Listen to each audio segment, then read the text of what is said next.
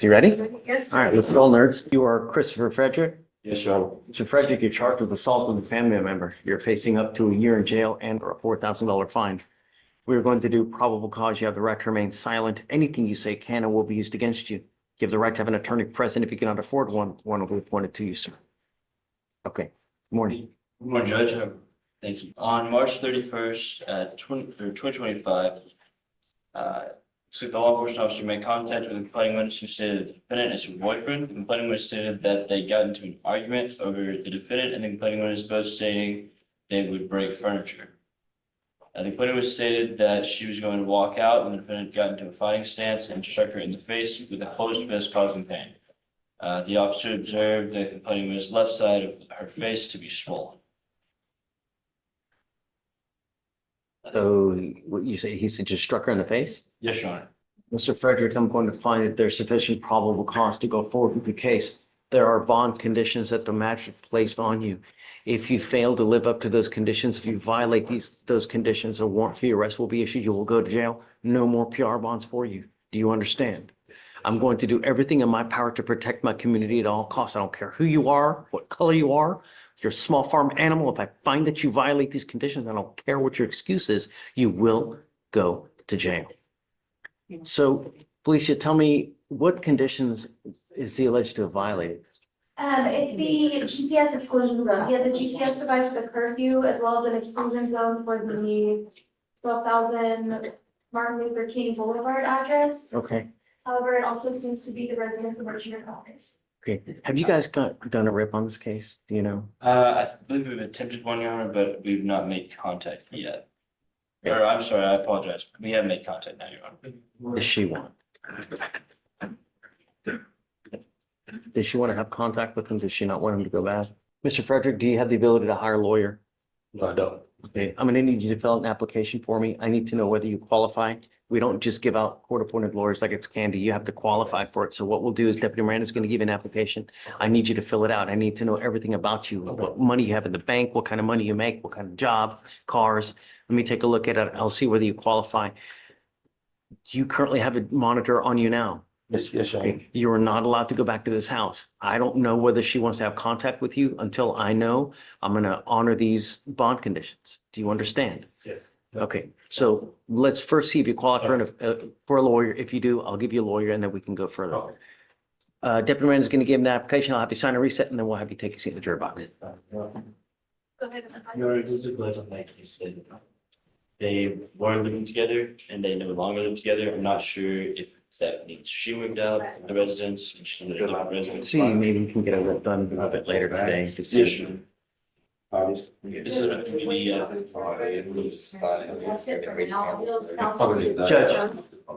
Judge, you ready? So we have a couple more. Hi. One, I don't think I've ever seen you not in a bow tie. Yeah, it's few and far in between.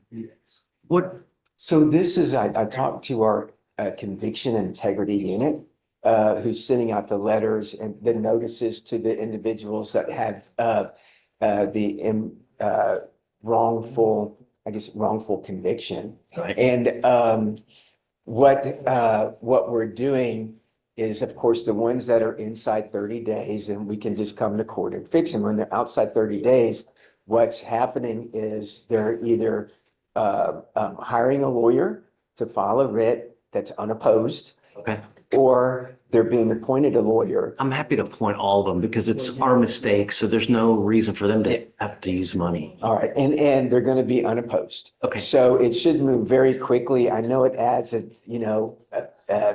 case on the docket, but they're. I don't care. It doesn't matter, really. It's nonsensical to get up in arms. So the idea is that we streamline it so that we know we have it, Yes, deal with sir. it fast, so they don't have to take a lot out of their time Yes, to sir. deal with it. So I guess what I'll do is I'll start letting you know when we have one come in. Is that all right? That would be great. Okay. And then we could do it, like I said, we could do it unopposed. There's no, as far as I'm concerned, of course, it's up to you, but we don't even need them to appear in court. We just do. Okay. Just get it done. The one we have on here on Friday has a bunch of open cases now. So are we still going to Do it the same way? Do it the same way, unopposed and just move the case. Okay. Thank you, Judge. We're waiting on him to file a motion for new trial. Once he does, then I'll send you notice. Thank you. Thank Okay, you. great. Thank you, Victoria. Okay, thank you so much. Yes, sir. Have the interpreter. May I be excused, sir? Oh, thanks for coming. Thank you. Page 11. Okay. Hernandez, Ernesto, come on up. Permanent judge. Buenos días, señor. Yo soy su intérprete. Me parece que conteste todo a voz alta. Okay. You are Ernesto Hernandez. Andes. Sí. Yes. Mr. Hernandez, you're charged with failure to stop and give information, which is leaving the scene of an accident without exchanging information. You are facing up to 6 months in jail and or a $2,000 fine. We are going to do probable cause. You have the right to remain silent. Anything you say can or will be used against you. Yes, será usado. You have the right to have an attorney represent you. If you cannot afford one, one will be appointed to you, sir. Para hacer. Okay. No Judge, diga nada, escuche. on March 31st, 2025 in Harris County, Texas, law enforcement officer was flagged down by the complaining witness who stated that a vehicle was driving the wrong way down a one-way street and damaged the complaining witness' vehicle and did not attempt to stop. The complaining witness stated he followed the defendant to a dead end and called the police, Lo then siguió found the hasta law una calle enforcement sin officer. salida. The complaining witness then showed the law enforcement officer where the defendant's vehicle was parked. Se le The law enseñó dónde enforcement estaba officer found the defendant estacionado el asleep behind the vehículo, wheel of his que estaba vehicle. dormido detrás del The volante complaining del was able to vehículo. identify the defendant as the La individual who was driving the denunciante pudo vehicle at the identificar time the el damage individuo occurred. con The complaining que witness estaba manejando estimated el the damage vehículo to cuando be hizo. 800 to 1,000. Estimaron que el daño, I'm sorry, the amount $800 to $1,000. de entre 800 a $1,000. So he hit the vehicle and Así took, que él le pegó al Yes, vehículo hear that, and how far did he go? y que tanto I'm not siguió. sure. Dice, no estoy seguro.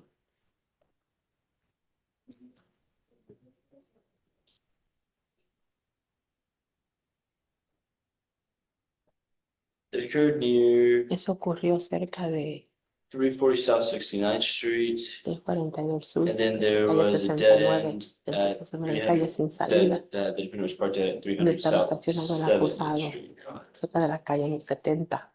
Read the part where the accident, Dice, please, if you lea don't la mind, parte into where he took cuando off. ocurrió el Yes, accidente Your Honor. hasta dónde. I didn't hear it. Complainant stated a El vehicle was denunciante driving dijo on que the un wrong way vehículo of iba a en otro public roadway, sentido en una carretera as a one-way pública, street. que era una calle de un sentido. And the complainant said that the defendant Dijo que el damaged acusador his dañó vehicle su when the vehículo defendant was driving the wrong cuando way and did estaba not attempt to acusado, stop. estaba manejando As en the una vía en difference, Your contraria. Entonces no paró y dio información. And then he goes to a dead end street Es de una calle sin salida. Yes, Your Honor. Sí, sí. and falls asleep. Yes, Your Honor. Do we know if alcohol is a factor? Ha consumido It's not alcohol. alleged, Your Honor. No se alega eso, su señoría. I'm not sure that there was any No estoy investigation. seguro si hubo una Yeah, investigación. Mr. Hernandez, Señor I'm Hernández, informed that there's puede sufficient encontrar probable cause to go suficiente forward causa para seguir case. hacia adelante con su caso. on his license, please. Yes, Your Honor. If you do not have a Texas driver license and liability insurance in your name, you are not allowed to No se le drive. permite manejar. Do you ¿Lo understand? entiende? If I find that you do, Usted I will put you in jail. vamos a meter a la cárcel. His license is eligible. I don't know what your immigration status is, but if you're not in this country with permission and you go to jail and immigration finds you, Uno they encuentra can possibly put a detainer on you and you will be stuck like Chuck in there como yo. until this case is over with. Do you understand? ¿Lo entiende? It Yes. is a bond condition that you're not allowed to drive unless you have liability insurance as well. Do you have the ability to hire a lawyer? Has de contratar un abogado. Sí, contraté uno. Yes, I Pero- hired one, No, no ha llegado, yo creo, no sé. but he hasn't gotten here. I don't think so. I don't know.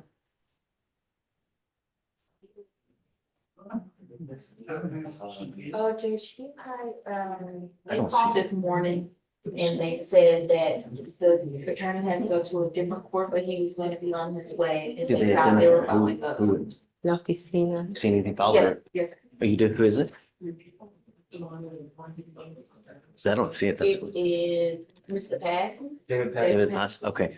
So what we'll do now, Mr. Hernandez, is I'm going to have you sign a reset with Victoria. We will have you take a seat in the jury box while we get your bond conditions. We will also wait until your lawyer arrives. Só abogada. Please, do you mind filing no driving without both? Yes, Judge. We have our next. Hi. Yes, ma'am. Morning. Good morning. I have an arraignment Okay. on Mr. Bertucci. It's BYTY. Okay.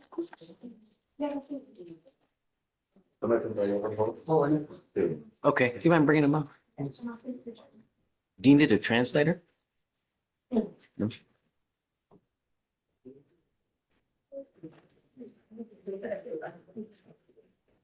Good morning, Mr. Shea. Good morning. Sir, you're charged with assault of a family member. You're facing up to a year in jail and or a $4,000 fine.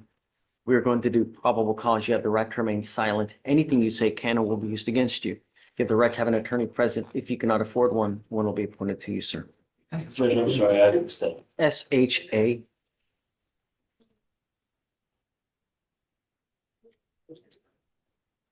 Shay, or no, I'm sorry. Yeah, that's it. Shape.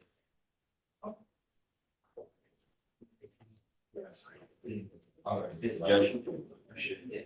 On March 30th, 2025, in Williams County, Texas, an officer was dispatched to a family disturbance call. The officer met with the complaining witness who stated that the defendant is her husband. The complaining witness stated that the defendant and her son, who has mental health issues, got into an argument where the defendant slapped her son in the face. The complaining witness then intervened by getting between them. The defendant then grabbed her by her hair and pulled it, causing pain. The defendant then left to the garage, saying that their children would grow up without parents. Judge, if I may, they did a rip call, and in the rip call, it indicated that she didn't feel any pain.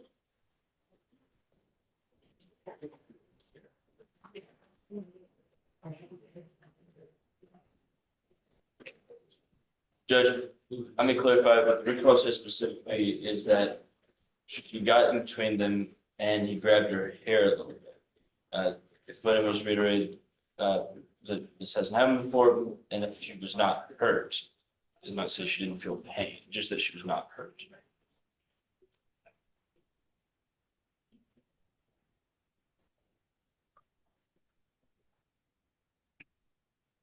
Did the officers ask whether she felt pain at the time? Just have them up your honor.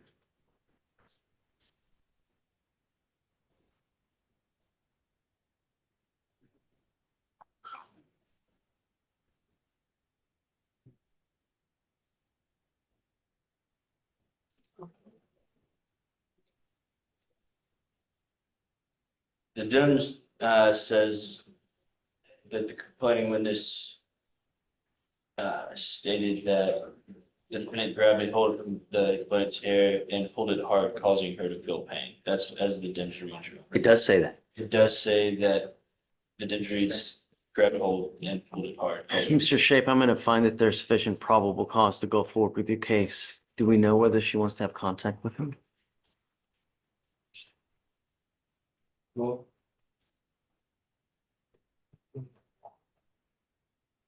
A protective order has been issued in this case. You need to get to know it. If you do something to violate this protective order, the state can and probably will file a violation of protective order against you.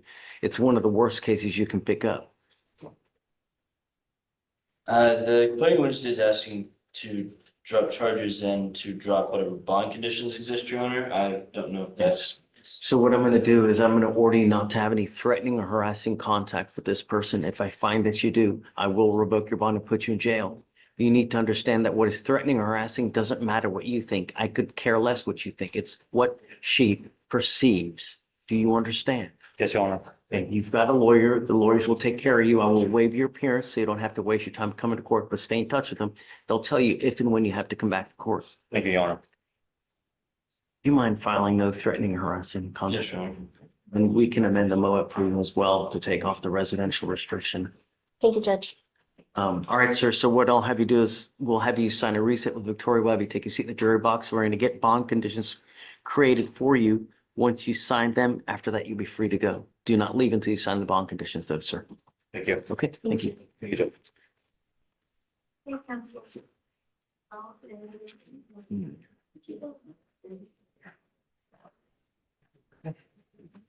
Okay, hi, Corey. Good morning, Judge. What's up? We got Mr. Reyes. Yeah. Adam. The case? Yes. Can I bring him? Mr. Reyes, come around.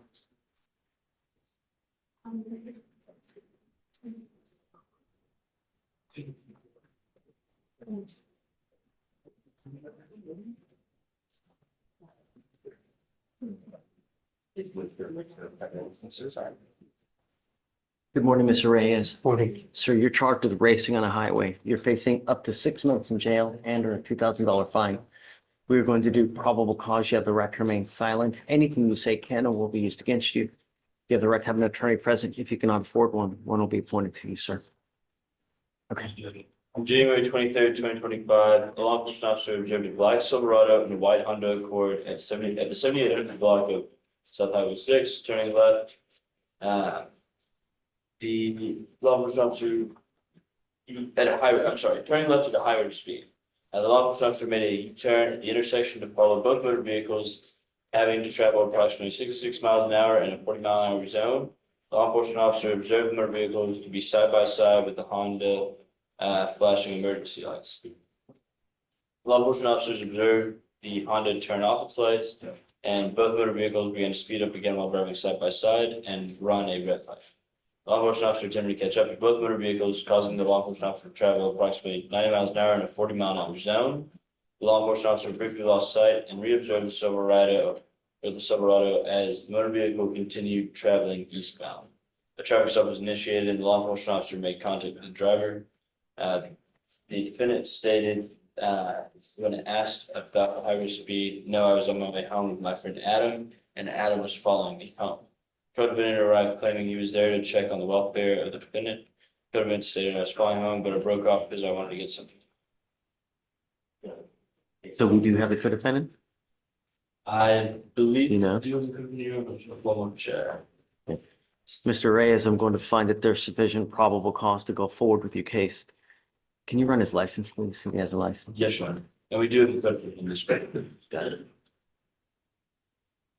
I'm ordering you as a condition of your bond not to participate in this type of activity anymore. You're not to race, do any street takeovers, donuts, driving maniacally. If I find that you do, I will take your privilege to drive away from you, and then I'm going to put you in jail. Do you understand? Sir. I'm not asking much from you. I just want my streets to be safe. Eligible, Your Honor. Okay, you're also not allowed to drive unless you have liability insurance in your name. All those are conditions of your bond. You violate that, it's not going to go well for you. You understand? Sir. Now, you have a lawyer. Because you have a lawyer, I will waive your appearance, but it is your responsibility to stay in touch with Mr. Roth, and he'll tell you if and when you have to come back to court. If he tells me he cannot get a hold of you because you're playing games, likewise, I will revoke the bond. We'll have you sign a reset with Victoria. We'll have you take a seat while we get your bond conditions. You'll sign it, and then you'll be free to go, sir. Yes, sir. Thanks. Thanks. Take care. This one was PHA. We already found PC. Oh, we did? Just Okay. the hiring attorney. Got it. Okay. So if we have the bond conditions already in there, then free to go. Okay, all right. Thanks. You Please. come. Okay. Mr. Johnson. Just good morning. I've got a bond violation on Joe Greathouse. Yes, give me 1 second. Mr. Lester, he's been waiting. Yes, sir. Good morning. Hey, who's your client, sir? My client is Nestor Daniel, I can't pronounce that name, Carrillo, Carrillo. Would you like a case number? Sure. I mean, it might be easier. What is it? Case number is 25 52 19 00 1010. It's Zeniauskas. That sounds good to me.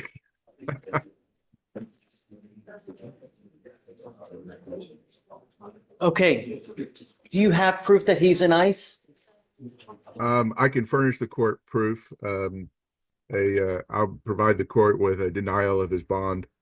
We had the hearing. He was denied. His case has been set, the merits hearing, for May the 6th.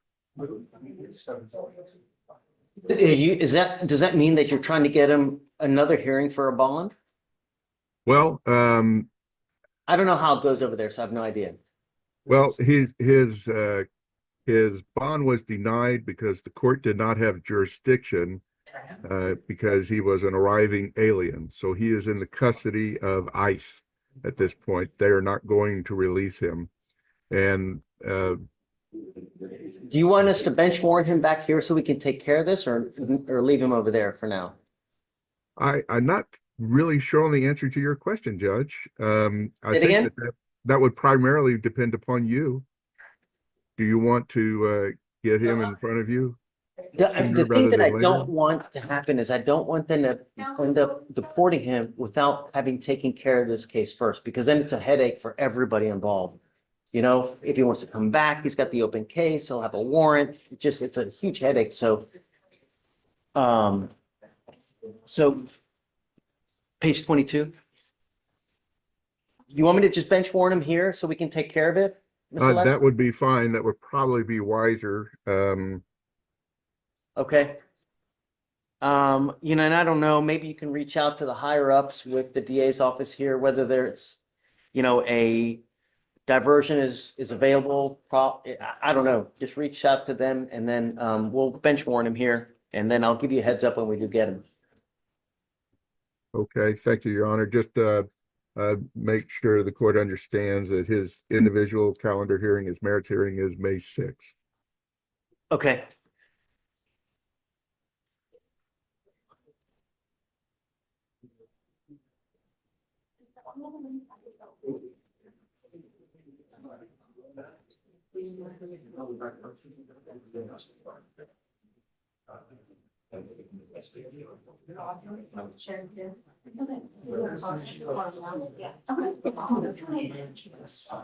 Anything further, Your Honor?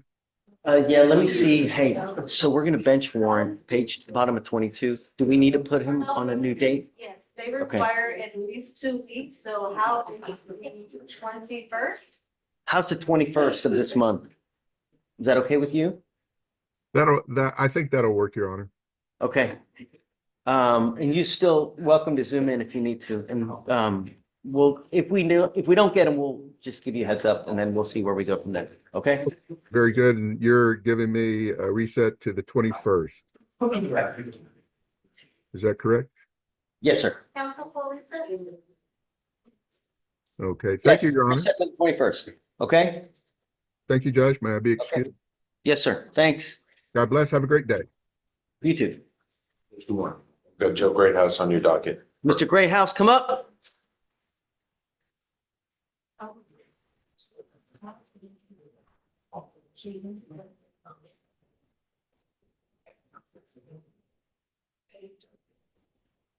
Judge, you told him not to drive. The allegation is that he was driving. First of all, Judge, I want to speak on when you told him not to drive, it was because the state told you that he had an ALR suspension. What I've got for you, Judge, I couldn't access it at the time because I don't have access to our closed files. This is an ALR dismissal order. So, okay. There was never a suspension on his license at all. He's been good to drive. But he was also drinking. Well, The concern was that he was drinking. And but Judge, you told him before you left that that you were doing this because there was already a suspension on his license that he couldn't drive. I never got the impression that you were taking that action because he was drinking. he was drinking allegedly, and the Yes. license was suspended. Yes. Can you And- run his license, please, state? Your Honor, it does show to be eligible to. Did it just become eligible, or when was it eligible? You know what? Let's do this. I have a line of people. I've got arraignments. Let me put this off a little bit because this is going to take a I lot have to more go to the time. doctor's office. I sent you an email on Friday when you said this. I'm supposed to be at the doctor. I took today off, but I never got a response then when I asked to move this to tomorrow. So I've got to get it done. I've got to be at the doctor. So we can do it tomorrow. You want to do tomorrow? I'm already Let me here, look at, Judge. I'm already here. Your Honor, it looks like it was lifted on 4/2/2025. said, what day was it lifted? 4/2/2025, from what I can see on the license. NCIC. And what are the days that he's alleged to be driving? The second, Judge, let me double check.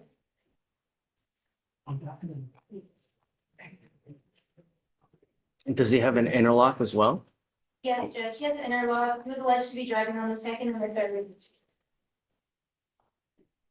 Furthermore, Judge, the bond conditions that you signed on the 28th, nothing on those bond conditions says he can't drive. And my client tells me that when he went to pretrial services, he was told repeatedly, because he asked repeatedly, if he could drive. And so I think pretrial has the apparent authority to tell him what the bond conditions are, especially for somebody, you know, a layperson who, when he goes there, he doesn't. There is a no driving affidavit on file as of March 28th, where I ordered him not to drive. Just because you think you can drive doesn't give you the right to just go start driving in violation of a court order. You come here, you ask for permission, and then we give you permission. You don't just go do something and ask for forgiveness after the fact. It's told by pretrial services. I don't give a damn who Jesus tells him. Judge, you don't. Doesn't matter. A court order is a damn court order. Just because pretrial services just tells you something doesn't. Really? Is that what it's now come to? This was all premised on wrong information that he couldn't drive. He can drive. There's nothing wrong with this license. There was no ALR suspension ever. The state told you that. That's why you. It was a suspension It was and not it an was ALR suspension, lifted Judge. on. There was no ALR suspension. I got the case dismissed. It's not possible. I mean, would you like to see the email or the dismissal order, Mr. Jurisich? Because it's right here. Dude, I'm just looking at the records. That's fine. I'm showing The you. ALR suspension, it was begin date 1/3/2025, lift date 4/2/2025. It's not possible because it was dismissed with prejudice. 12/6/2024, end date 6/3/2025, and the lift date comes in at. And then if that, I'm not saying you're wrong, what I'm saying is based on what I can see is what I can see. if there's a dismissal order, then that suspension is contrary to law and it's void. I'm going on what DPS says. I don't have access to what you have. I don't know. All I know is please, you don't need to put your computer. All I'm saying is that regardless, Mr. Johnson, a court order is a court I order. understand. You don't just do something willy-nilly because you think that you're in the right because of this. No. We have court orders for a reason. If you ever do this again, I will have a contempt hearing. I'm warning you now. And the next time you do something contrary to anything, I'm going to throw you in jail so fast, your head's be spinning as fast as a wheel. Now,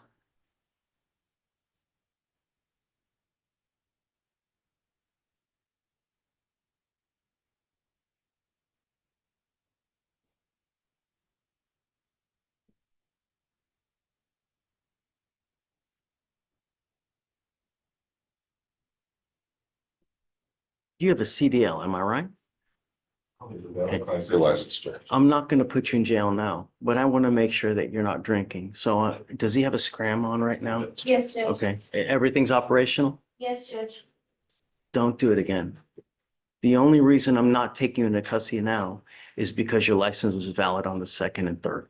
Otherwise, you would be staying with me. Don't violate a court order. We tell you what to do, not pre-trial, not anyone else. Do you understand? Sir. All right. Good luck, sir. Thank you, Judge. Good luck with your appointment, Mr. Johnson. Thank you, Judge. Counsel, Judge, just to be clear, is he permitted to drive now? as long as he has the interlock, he's got a valid license and he has insurance, yes. Does the affidavit need to be? Yeah, we'll rescind it. Don't. The worst possible thing you could do now is drink. If you drink, you're gonna freaking lose it. Do you understand? Or put anything in your body that has alcohol in it. Don't. Francisco Ochoa, he is present in court. He just bonded out a felony, or bonded out of jail on a felony this morning, came straight to court. Okay, you mind bringing him in?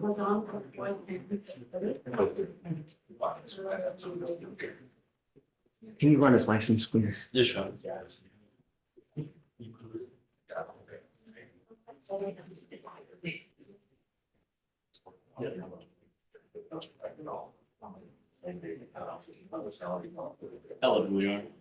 Okay, all right. So Mr. Ochoa, the only bond condition I'm placing on you now is don't drive without a license and insurance. So as long as you can abide by those, I'm going to be happy. The only other thing I want to say, You now have two open cases. You pick up a third case. It's really not going to go well for you. You understand? Yes, sir. Keep my community safe. Otherwise, I'm going to violate the bond. Do you understand? Yes, sir. Okay. They're going to file conditions. He needs to stay to sign it and then he can go. Do you want the same day as a felony? Next day, we got it, already put in already. Perfect. Okay, thanks. Hi. Yes, ma'am. Good morning. I have Mr. Arroyo on your infantry docket. Okay. We're here for a bail order. And for what it's worth, you don't really have to approach. The only time is if you need something, then just for, it's a high bond, huh? It is, Your Honor. We are requesting a PR. Say it again. We are requesting a PR bond, so. In that case, I'm gonna need, I'm so sorry. I'm gonna need, do you need an interpreter? Sean.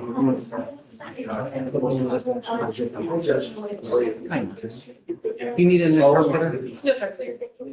No, sir. Sean, talk to me while we're waiting. While we're waiting, talk to me. Me and Chief wanted to be able to talk to you about it. Okay, so whatever you got to say. I guess let me, I can, yeah. Casey, you want to talk? Yes. How's it going? Trying to be efficient. I have Allison Dennis today.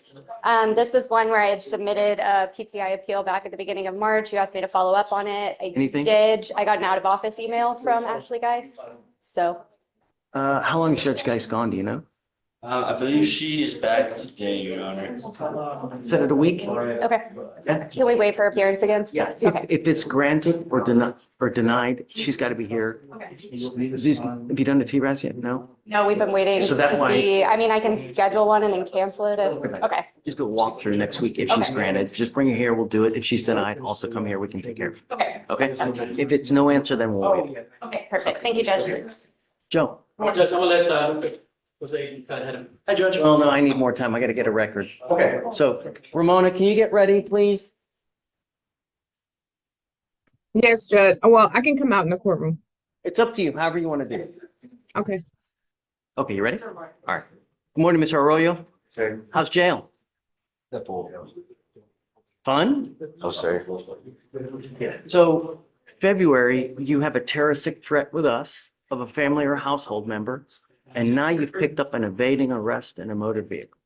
While you're on bond for this case, you pick up a serious third-degree felony. What happened in a terroristic threat?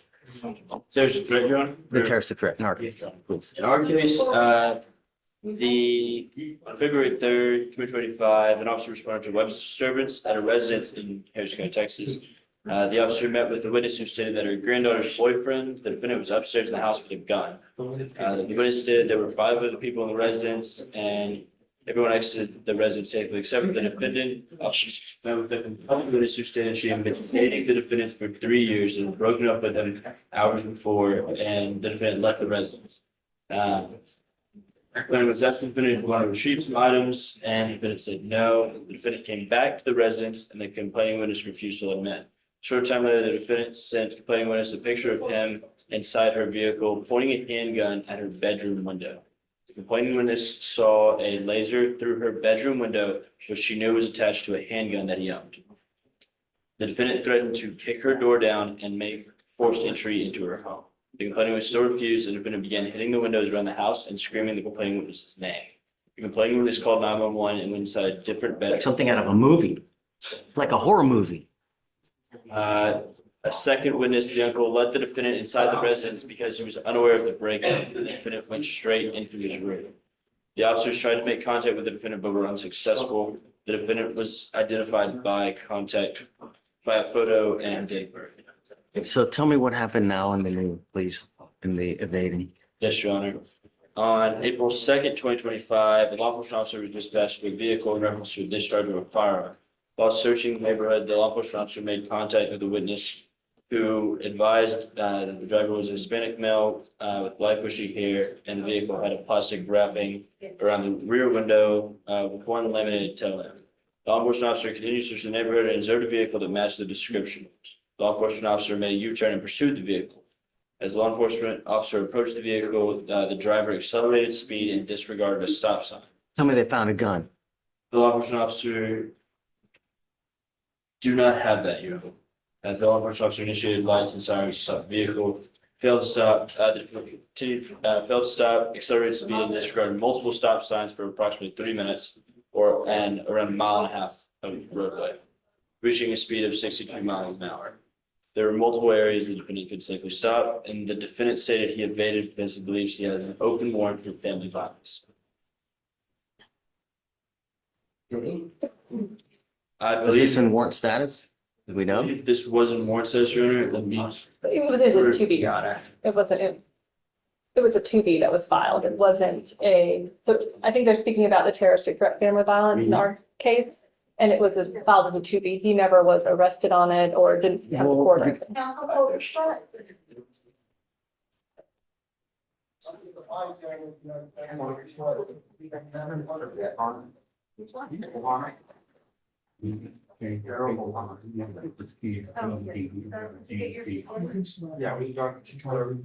You know, Mr. Arroyo, you need to think that in this world, when you go to jail, you now know you have no one that's going to pony up money to get you out. So when you go to jail on charges, you are stuck unless someone's right. Since January, you've had an unlawful restraint, an assault of a family member. Now you have these 2 open cases. Why would we continue to give PR bonds?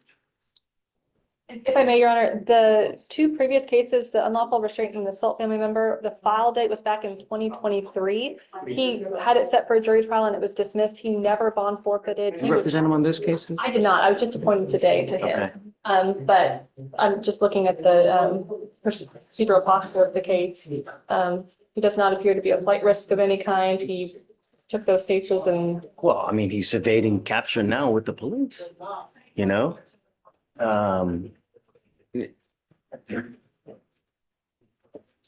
Something's going on with you, man. I don't know what's going on, but who do you have in your life?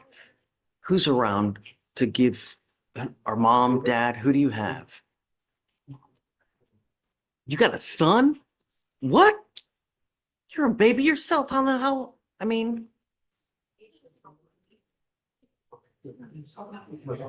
do you live with mom? I live with my mom. Well, that's what I'm asking. Who do you live with? Yeah, I live with my mom. Do you actually live there or are you out on the street all the time? No, I actually do live there. I stay there and I take my sisters to school in the morning and pick them up after school. And I work and I take care of my son every day that I can when I'm not working. And he sleeps over if I'm not going to work the next day. That's all I'm really doing. But In the last couple months, you've had 4 charges. What do we need to do to ensure you don't pick up a 5th?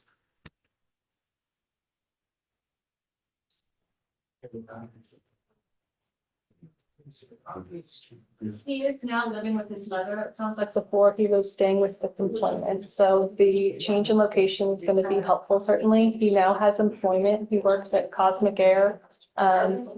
Let's do this. If you can, is mom here? No. I don't believe No, so. sir. So let's do this. If you can verify that she will actually take him, because I'm not giving you a PR bond or even a bond reduction for you to just go out on the street. Sir. If I let you out, I'm putting you under very strict rules. No dope, no alcohol, and I'm going to test you like crazy. Does he have a license? You're not allowed to drive.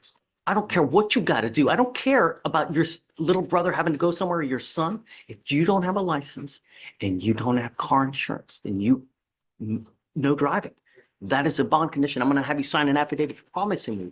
If I find that you do, I can have a contempt hearing an additional 6 months.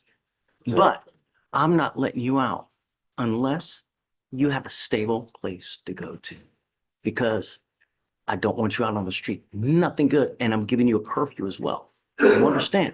Sir. I'm going to put a monitor so I know where you are at all times, and then we'll talk. But first things first, not to the street. If you can verify that he's got a place, then let's talk. And I'm happy to do something. Thank you very much. Yes, ma'am. Yes. Okay. Joe, that way. Guys. Thank you, Judge.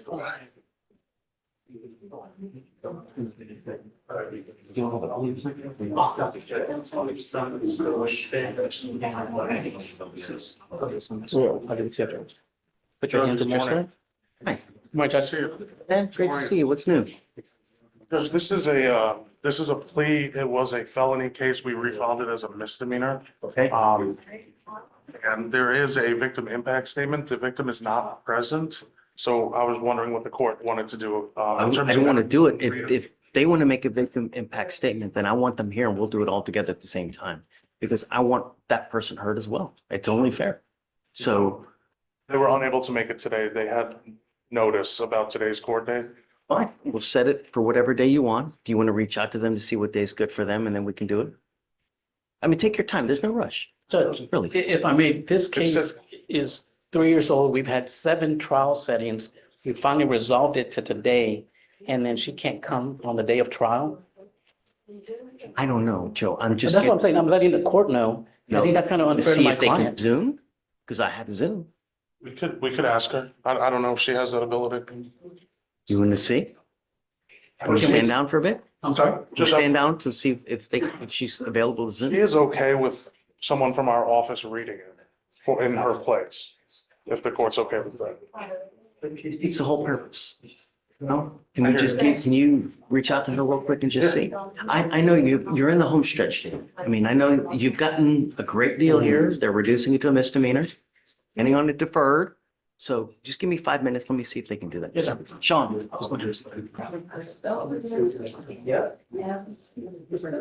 Jose, do you have the cause number on that? Here. What was it, please?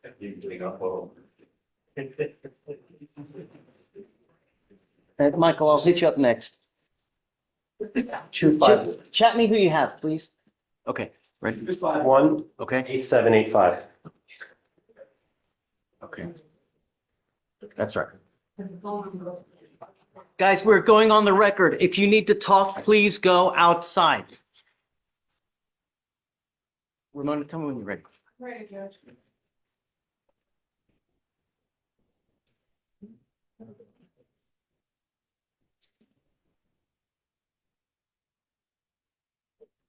All right, we are on the record in cause number 251-8785.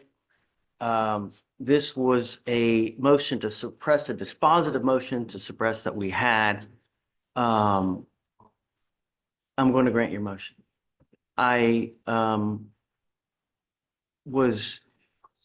We had reset this case. If I'm not mistaken, we had reset the case several times because of the availability of the officers, right? I mean, just to be nice, right? And then we have this motion to suppress. They get here and it's like, they didn't even look at it. And it was just, it's something I've never really dealt with like that. And so I found that I didn't find any credibility with the testimony. So I'm going to grant your motion. Right. So off the record, I think that this is a great teaching moment where you should never assume officers are prepared. When you first go to them and when you're preparing for trial, you ask them and say, hey, have you read over this? Are you familiar with it? Are you ready? You never assume. I mean, that was just 101. So for what it's worth, All right. Thank you, Judge. Yes, sure. It is what it is. All right. And then I am sorry it took so long. No, it's okay, So Judge. just get your client, I don't know if your client has anything like any interlocks He has an or, interlock. so just have him come back and then we can take everything off. Okay. Once we enter in the order and it shows dismiss, he'll be able to go to the, I think, pre-trial and they'll be able to take it off. All right. Thank you, Your Honor. May I be excused? See you, John. Okay, Michael. Go ahead and sign for your sister. Morning, Judge. So Juarez, huh? Yes, Your Honor. Okay, so we'll just give you a reset, okay? Thank you, Judge. Okay, let's set to Thursday. All right, have fun. Your Honor. Did I lose the court? Say it again. This past Thursday, he tested negative. I'm not sure if today's results, if they're also negative. But if they are negative, can we get a regular reset? Not yet. I want to wait for a while. And then once I get to know that he's true to it, then we'll start baby steps. You know what I mean? Gotcha, Judge. Yeah. Okay. Thanks, Thank Mike. you, Judge. Take care. You ready? Hi. Good morning.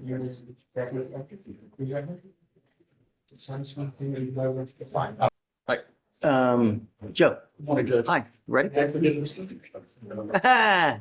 It's a good Monday. James Pons. Morning. I had Mr. DeLeon in custody. I had two requests. One, if you would help out with his bond it's at 10,000. I know he's missed court. I've had a discussion with him. If you can make it 5,000, please. And then my second request was to put the case on Wednesday, so we can dispose of it appropriately. Okay. So we can put it on for Wednesday for you. Thank You you. want a bond reduction? Yes, it's at 10,000 right now on a misdemeanor dumping. I know he's missed court. I've talked to him about that. We got a good discussion about him making it to court. I had his Wednesday. bond at 5,000 two FTAs ago. Judge, may I approach? I'm so sorry. Hi. Wow. Hi, are you talking about Mr. DeLeon? Yeah. I'm Yes. here on that. Are you hiring on? No, I'm the prosecutor. She's Judge. with the state. Yeah. Wait, what? What? You forgot. Yes, I'm with the state. I am now the only environmental law prosecutor. Wow. So, hi, nice to Welcome meet back. you. Because Could you agree to a $5,000 bond, please, ma'am? Are- Would you agree to that? he's asking if you would Yes, agree to it. that's fine. Awesome. I'm gonna give him one more chance to complete his cleaning green, and if he doesn't, we'll just do conviction alternative. Well, but I know. 4 different times? Yeah, I'm just gonna give him one I'm not last. letting him out. I'm not giving a PR bond. No. I'm gonna agree to the 5,000. Okay.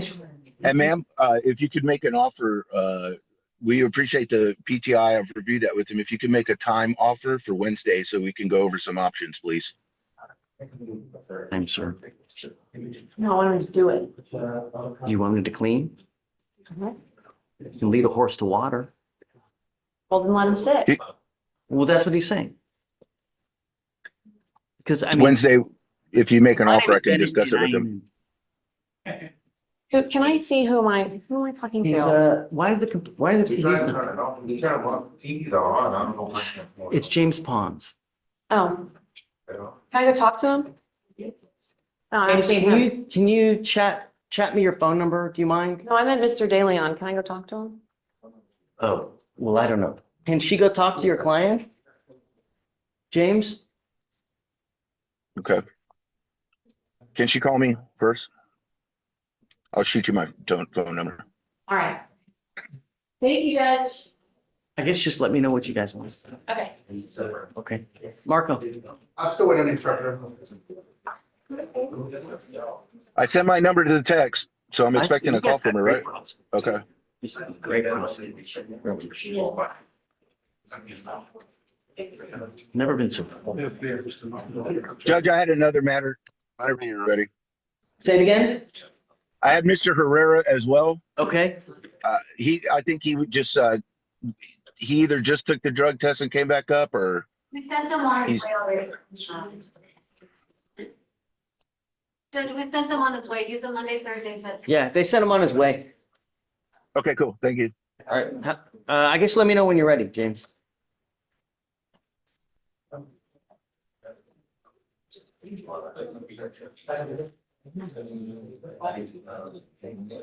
So do I put withdrawn on here? If you can, at the bottom, like in your blue pen, Yeah. and then we'll just put the entry in, and I'll do an MM30 to place the previous Okay. image.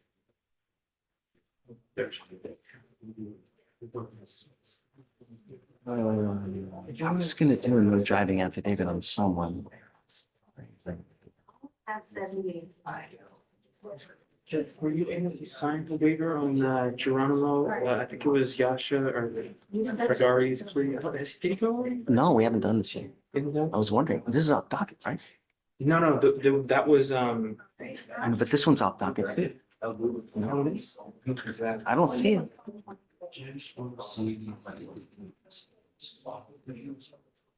No, for now, I only need to do control and I see. I think if you have questions, just check with Victoria when she.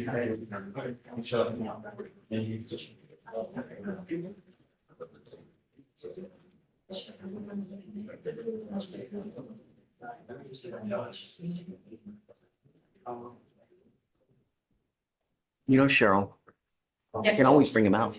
What? You can always bring him out. Oh, you're here. Wonderful. TVs. Oh, you got it. Wonderful. But he just took off. Good job.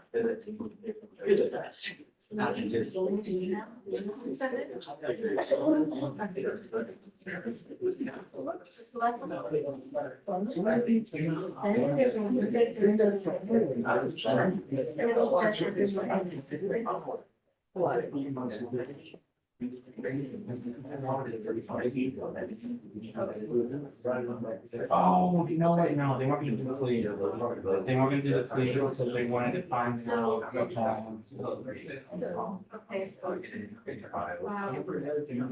That's right. We're holding on, trying to find out. So then you would show to the vacancy. Okay. It doesn't have to be like, or just and we said that.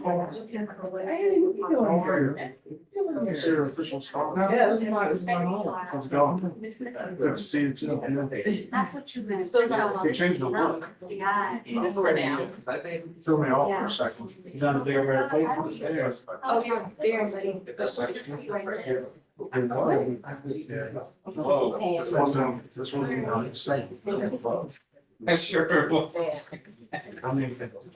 all these cases.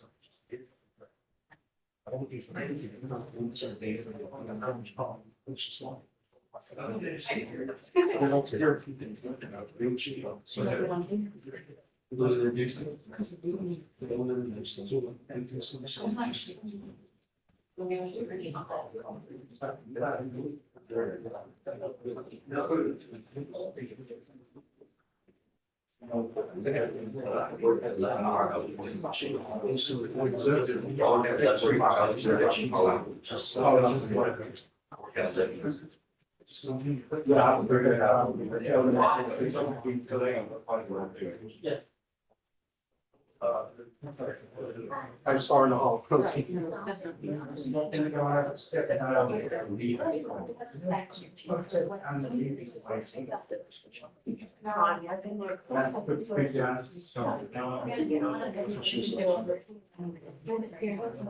the last? It's a bunny. It's funny. Oh, very.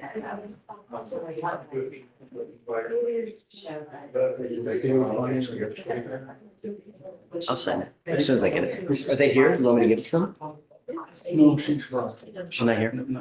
Okay, got it. Okay, have fun, Joe. Good job. All right, let's take each other share some. Oh, wonderful. Let's do it. Come on. We're bringing them out, Judge. It's Bustamante on page 25. I don't, okay.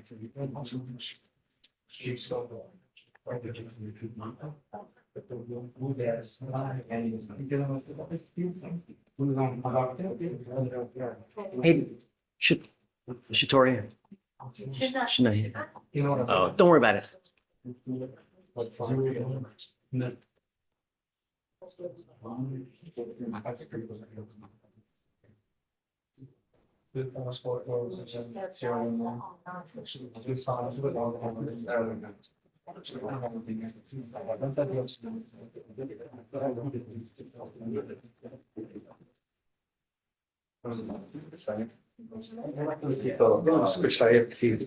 Sí, señor, no, señor, ¿ok?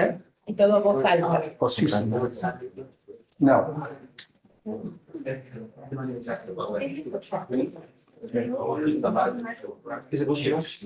I wouldn't switch when I did.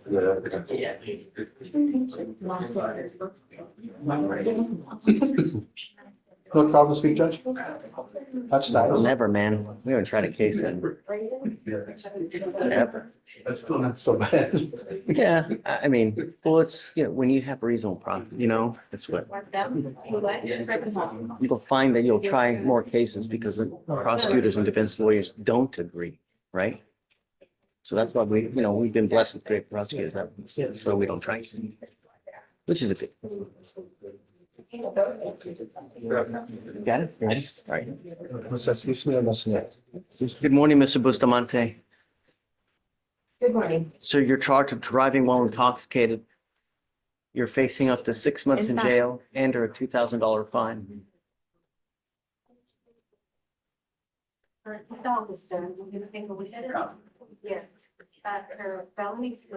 You now also have an immigration detainer. I will tell you that when you show up to court, good things happen. This doesn't have to happen. But when you continue to miss court, this is what happens. You ever pick up another charge, come to court.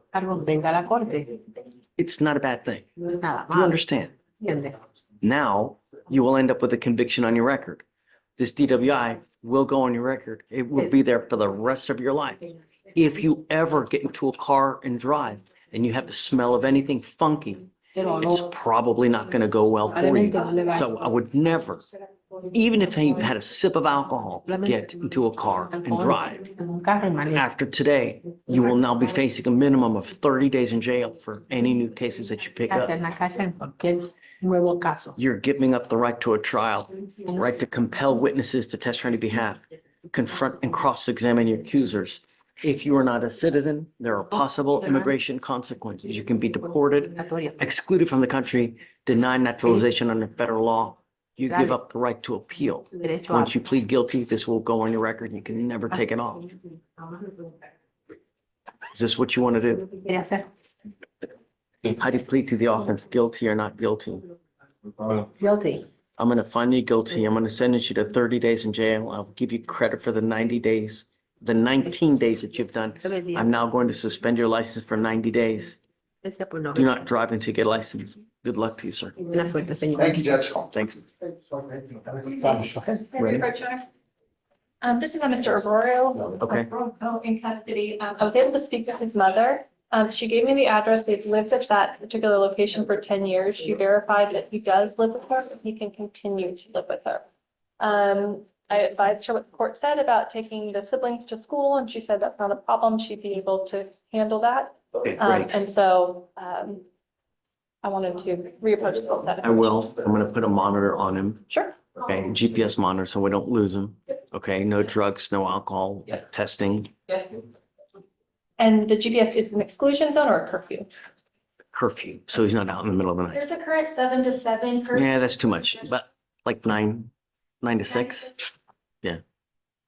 And let him know that it's okay. Go ahead. No, I was just gonna ask the state, but also to ask for excluding zone if possible on that. Oh, that's right. Not going back to, yeah, you're right. No weapons. Then no, you're right. So the exclusion zone is no going to the complaining witness, no, not to go within 500 feet of where she lives, works, no contact with the complaining witness, and please admonish him that he's not going to get another one. Understood. Okay, yes, ma'am. Yes. Judge, the PR ones, Yeah, say it now. yeah, just leave it. And the court wanted a no driving affidavit as well. Yes, yeah, that's what it was. That's what I was wondering. Okay, hi, Herman. Judge, man. Is your guy here? Yes, sir. Bring him up. No, not at all. We have a disconnect on the reinstatement fee. Is the court requiring the reinstatement fee? I was told.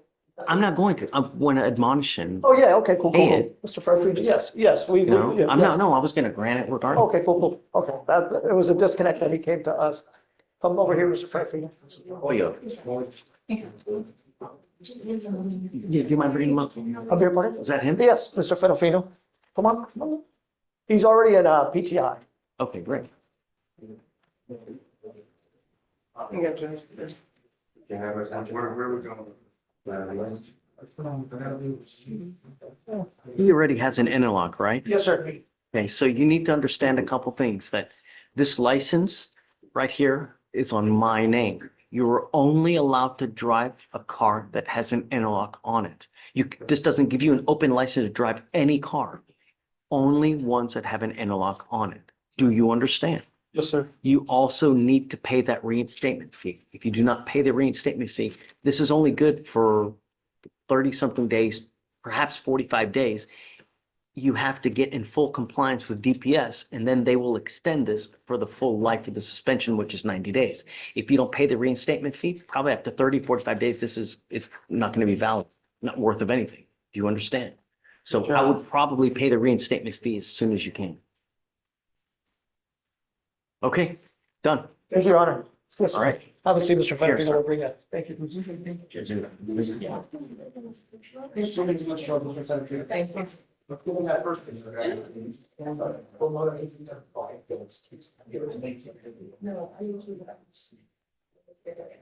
So they're gonna have to bring him out to sign conditions when he's comes out. Okay, yes, Judge. Yeah. Good morning, Judge. Hi, how are you? I'm good, thank you. I'm I'm here, Your Honor. Geronimo Tapia. Yeah, it's a plea, Your Honor. Ready?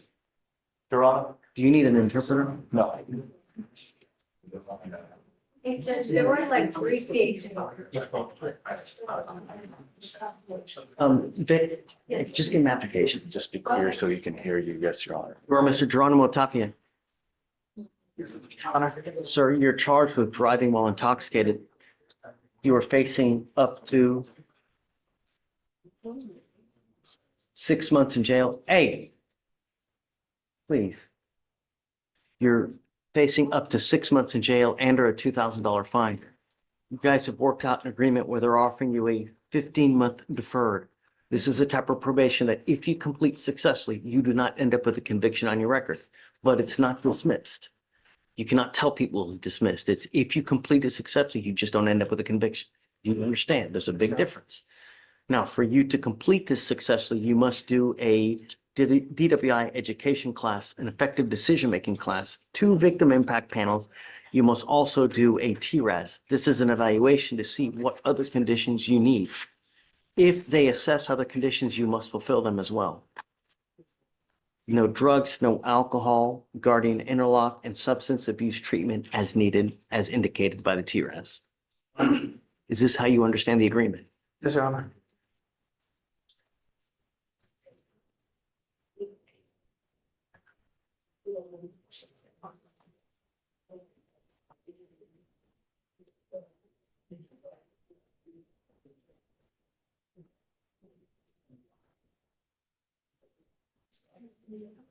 There is also no breath test refusal, meaning that if you were pulled over, an officer asks you to submit a breath test while you're on this probation, you must submit a breath test.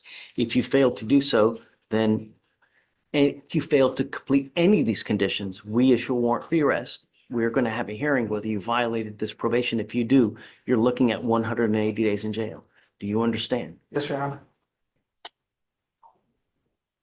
You're giving up the right to a trial, right to compel witnesses to testify on your behalf, confront and cross-examine your accusers. If you're not a citizen, there are possible immigration consequences. You can be deported, excluded from the country, denied naturalization under federal law. You give up the right to appeal. Once you accept this agreement, you are stuck with this until you complete it or it gets revoked. Do you understand? Yes, Your Honor. How do you plead to the offense, guilty or not guilty? I'm not going to find you guilty. I'm going to withhold that for 15 months. If you ever have a problem, all you have to do, come back. We can work through anything. The worst thing you can do is take off or start consuming alcohol or pick up a DWI. You understand? Yes, Your Honor. Now, we all make mistakes, Mr. Geronimo Tapia. That's why I will waive this supervisory DPS fee. This is normally a $3,000 fee, but if you come back with another DWI, it is a $6,000 surcharge. Not to mention, you're looking at a ton of time. Do you understand? Yes, Your Honor. If I were you, even if you've had a sip of alcohol, I wouldn't get into it. Officers don't care. All they look at your record, if they see a prior DWI, it's not going to go well. Do you understand? All right, good luck. Thanks, Josh. Are we waiting for Judicial Junkies as well, or? No, leave it as is? Yeah, just reduce. Okay, whoa. Hey, Judge. Maverick, what's up? Oh, not much. How are you? Good to see you, man. You. What's new? I've got new case today, Mr. Romero Bennett. Okay. And get her. I believe he has, and Okay. so I talked to pretrial. He got tested already today. I know he's kind of told you he's on oxycodone, which he is prescribed, and so he wanted me to at least present the prescription I can't information. believe that they're still prescribing it. You're telling me they still prescribe Oxy? I They mean, went bankrupt, didn't they? oh, I don't know about that. Yes. What? Yes, the pharmaceutical company that makes that OxyContin, they went bankrupt. They got sued, they declared bankruptcy. I guess let me see what you got. I think maybe generic. I'm telling you, I don't know, maybe, Like he I has the know that they bottle went bankrupt. and here's the prescription.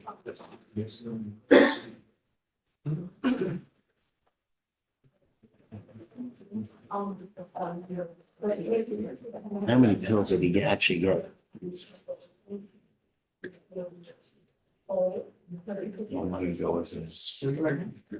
His name's Sean Anjuana. I cannot believe that they would prescribe this many. This is like an actual death sentence. It's like, this is freaking, this is like begging someone to get addicted to this shit. This is fucking nuts, man. These people.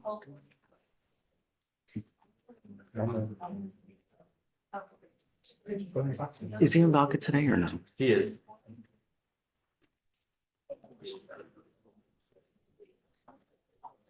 I don't see it. Last name is Romero? What is it? Oh, first name Romero, last name Benjamin. Right down to like, right down. Okay.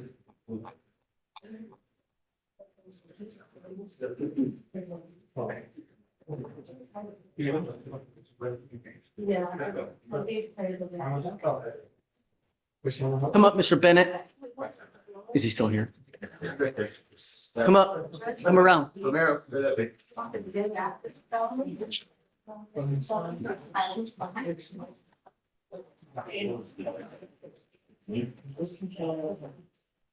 So Yes, sir.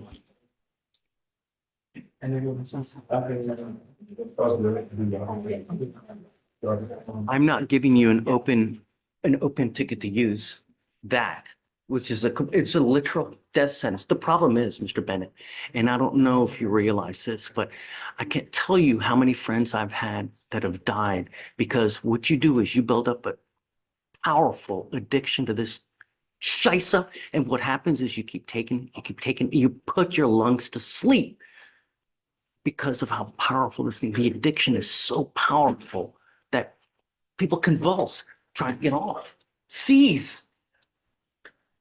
I brought it just because it was in my system, just so you don't think I'm abusing it. I'm pretty sure my levels are down on what was in my system on the 4th.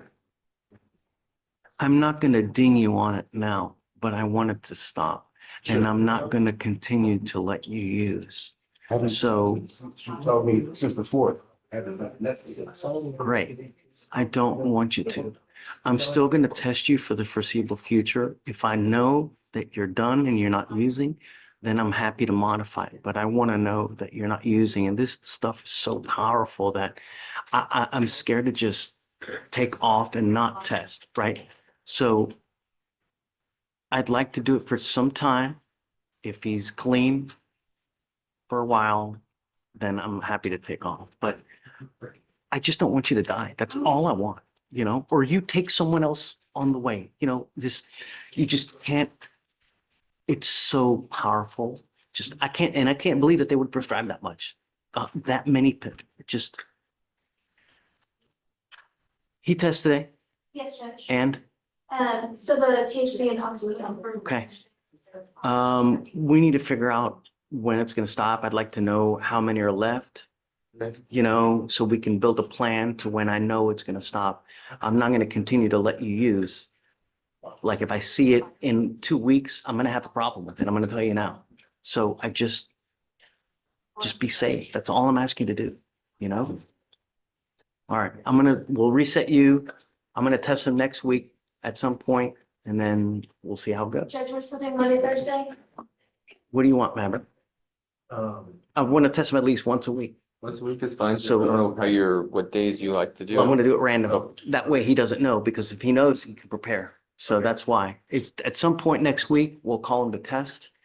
Okay, just be ready. Don't use, man. Don't. I'm giving you the opportunity now for you to stop on your own. Do you understand, Mr. Penn? All right, man. Good luck. Okay, thanks. Right? Hi, Omar. As I was reapproaching from the case on Friday, we were asking to amend some bond conditions. It's not on docket, but I can give you the case number. It's 255-4510. It's on Michael Horn. This is the one that we were trying to remove. I believe you put a ankle monitor on him. He works like 17-hour days in work boots, and Please. Can I give you a cause number real quick? Absolutely, I'm pulling up right now. Give me my search bar. All right. 255-4510. I don't know if it's with DVD. But Mr. Saman here would like the GPS monitor taken off. Can you guys reach out to the CW to see whether there have been any issues or not? they tried that. It's like we had tried to call the police. I'm not making another call today right Okay, now. Omar, I don't know what, if anything's happened until I know that they've been able to, that she's saying that he's not harassing anymore, then I'm okay with it, but I gotta know that it's not happening, you know? I can say that, looks like we tried to reach out, John tried to reach out on 4-4 and 4-5. A day ago. I mean, give it another try. I mean, it's. I'm understanding. Okay. Give me a bit of time. Let me see if I can try to reach I'll out. come back. Thank you, Judge. Morning. So reapproaching on the PC issue for Simone Hill, we I don't have. remember. Okay, so on Friday, you had some questions about PC because my client was a resident at this apartment complex. Remember? Oh, yeah, okay. So I told you, you asked me to bring proof that she was a resident at that time. So is she like on a lease or something like Yeah, it that? shows in here, there's a welcoming bill and then there's a lease agreement in there. So during 2023, all of 2023, she was living there. And the other two emails that I provided show that this entire time that she was going into the lease office. Have you shown this to him yet? Not yet. Okay. Blaze, we did PC on a case. Was it Friday? Right. So a lady lives at an apartment complex, right? I guess she gets in a fight with the leasing office, so they try to trespass her. But then at some point they say, hey, you can come back. And it's like they trespass her when they get in a fight. And then I guess time heals all wounds, then they can come back, they get into a fight again. And so so before I found no PC, I wanted to see whether she has a right to be at the complex. And I guess here, she does, because she's on a lease, just so, you know. So I'm gonna find no problem with calling, just because, I mean, if she has a right to be there, she has a right to be there. I'm always following this one. Please, well, that's why I want to show you, so you're not Okay, and I'll talk blindsided by about it, 'cause there's it. other But facts. I'm gonna find no PC. Right. Thank you. Sure.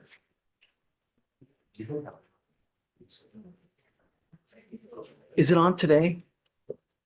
Yes, Judge. What was the last name? Lee, right? On page 14. Right, okay. Lee, Oh, it's a trespass, okay. It's a trespass. No, sorry, whatever. Okay. Let me check it. No rush. Thanks. That's teaching story.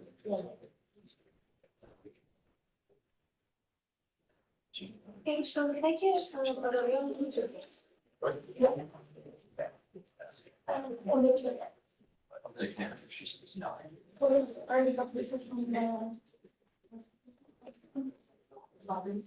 You see her? Echevarria?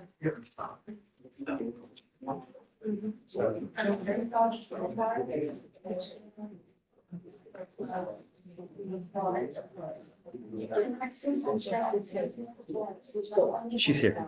Yes, she's in the waiting Are you ready? You ready? Yeah.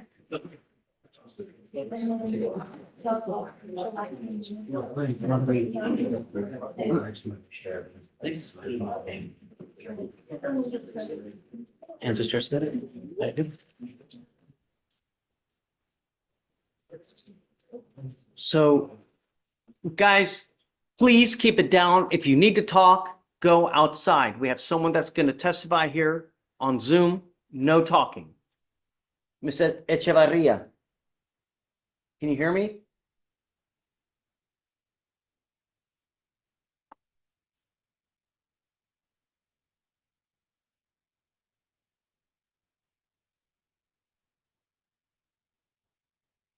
Ms. Echevarria.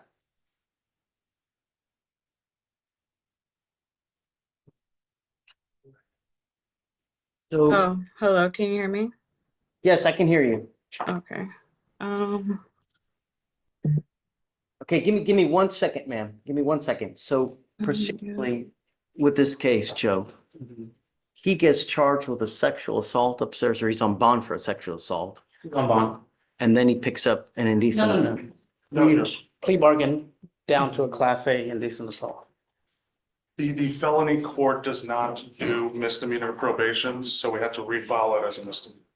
That's what the plea deal was essentially. So it was a reduction to a misdemeanor, Correct. indecent assault, Correct. to a 2-year defer.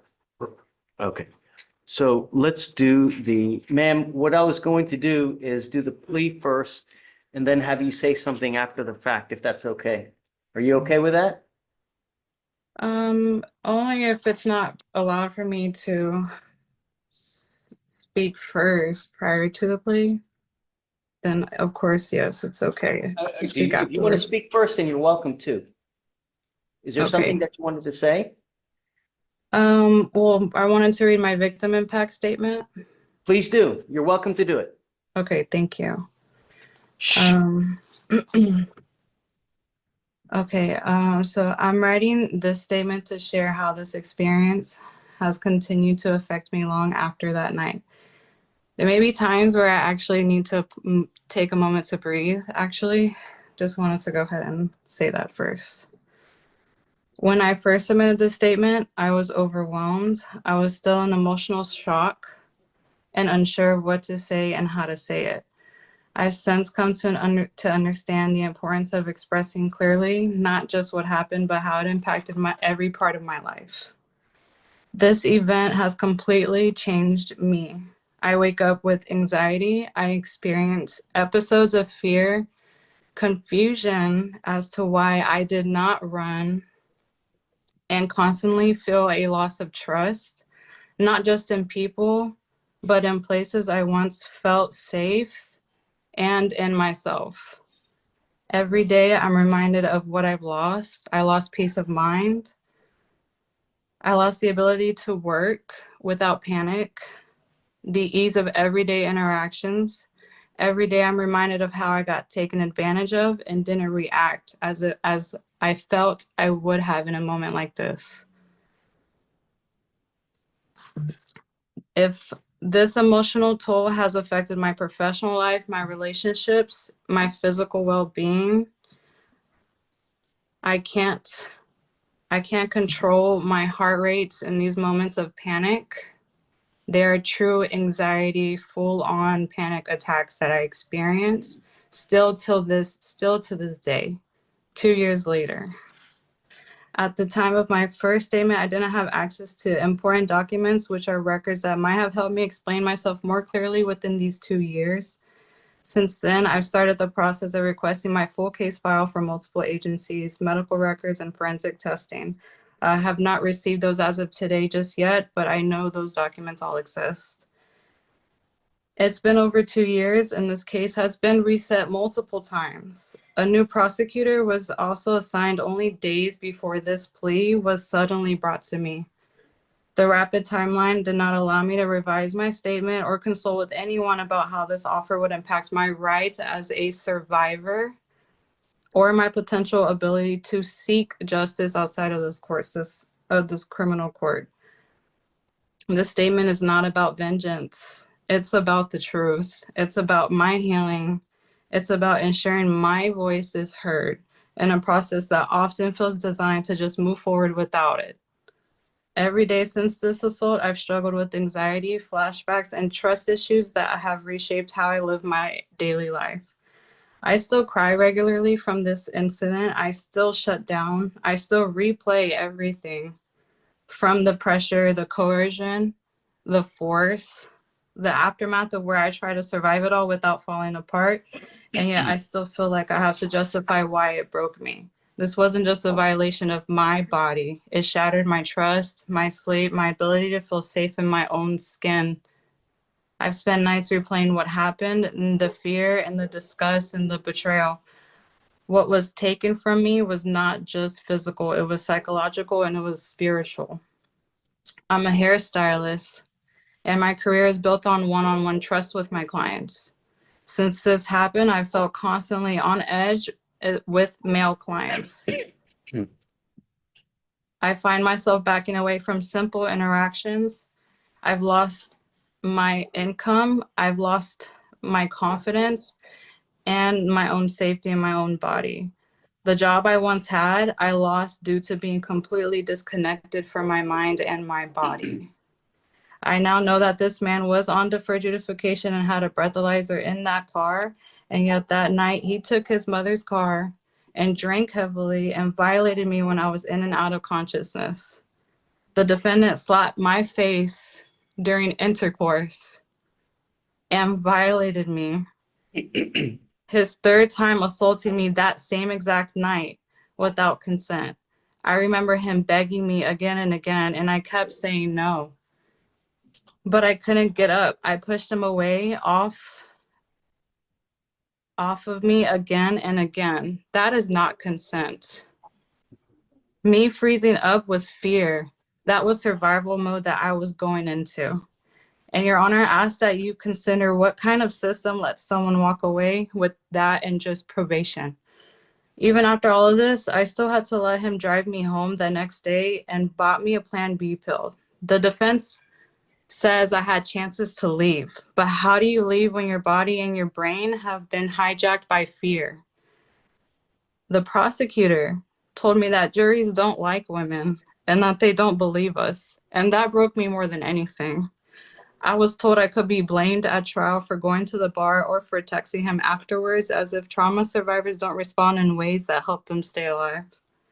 That's why I'm asking you now to please understand that this proposed plea is not justice.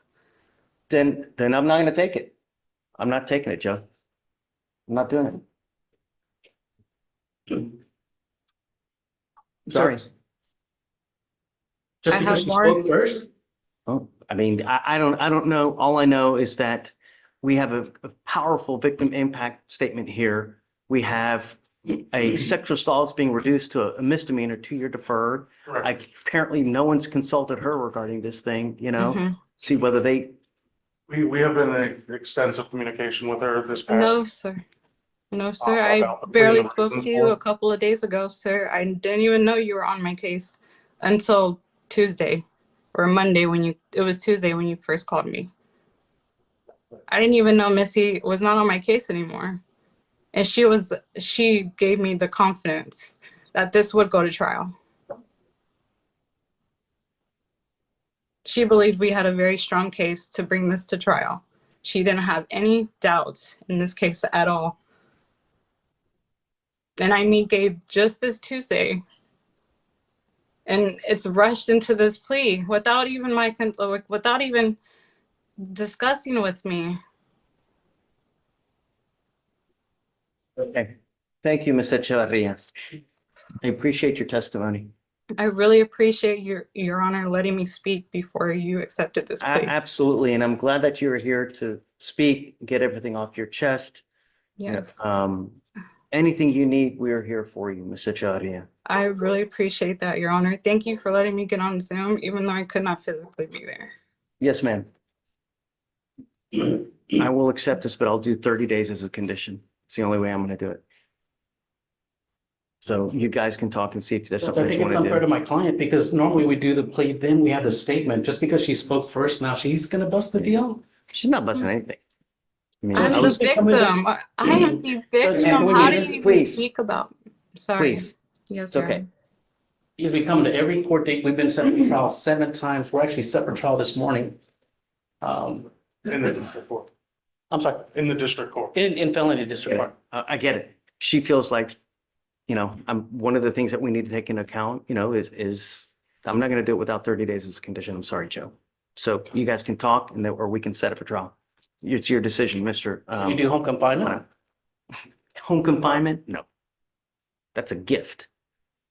No, Can we stand up? please. Okay. Okay, ma'am.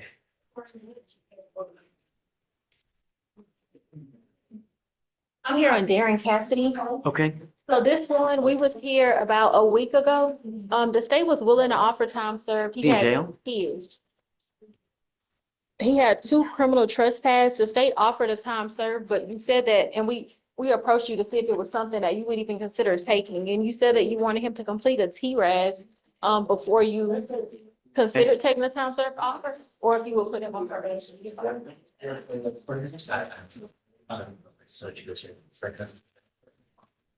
Are you gonna judge what these any? Yes. Okay, really good. Paper for surcharge folder. great. The mental health caseload. Mhm. That's great. No, Ideally, yes, but. you don't think so? I don't think he wants to, but Oh, he doesn't want to do it. Well, then, I mean, you can't lead a horse. You can, Yes.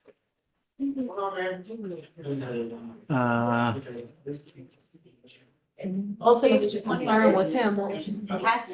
yeah. No, but they. It's right at the top. Right, it's still open.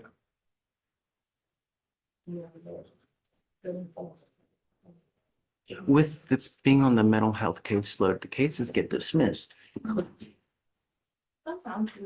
Yeah, I mean, I guess if they offered a PTI as opposed to it. Do you see, this is Cassidy. Have you seen this? Do you mind taking a look at this, please? I'm looking at it now. I've got it. So we did a TRAS that recommended the mental health caseload. It's a second trespass, living on the street. What do you think? So I know that the mental health caseload, I'd have to email Brad about it. I can talk to him to see. The other option would be. If they were to offer a PTI, would he take, do you think?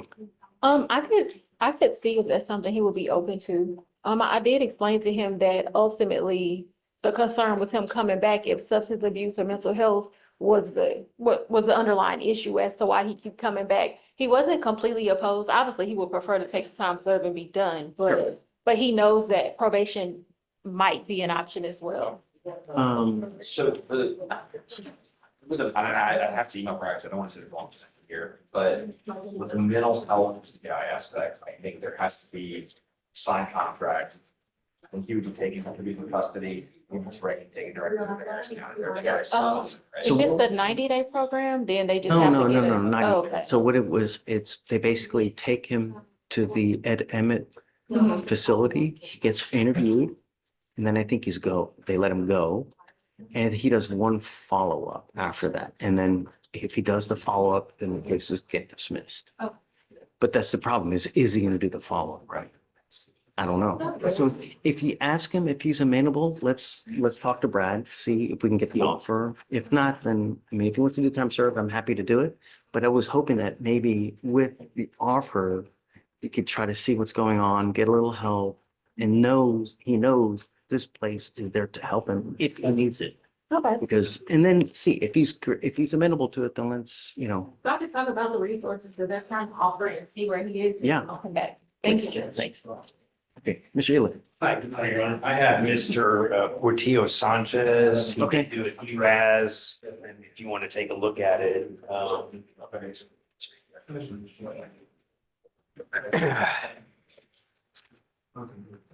Yep. Your Honor, he does not want him. I know he doesn't want to go. So, I mean, we're still set for trial, so. Well, we'll go. Is there anything the court would accept besides? Saturday. Yeah, Saturday. Because I know that's ultimately, that's what it stands. That's all this, all, you know. All I'm trying to do is help, you know, and I know he doesn't want to, but it continues to happen. And if he wants to go to trial, let's just do it. I've been itching for a trial. We can't buy one. So we're set on the 22nd. Today, so that's 2 weeks from tomorrow. Yeah, we missed the name. I apologize. Portillo Sanchez.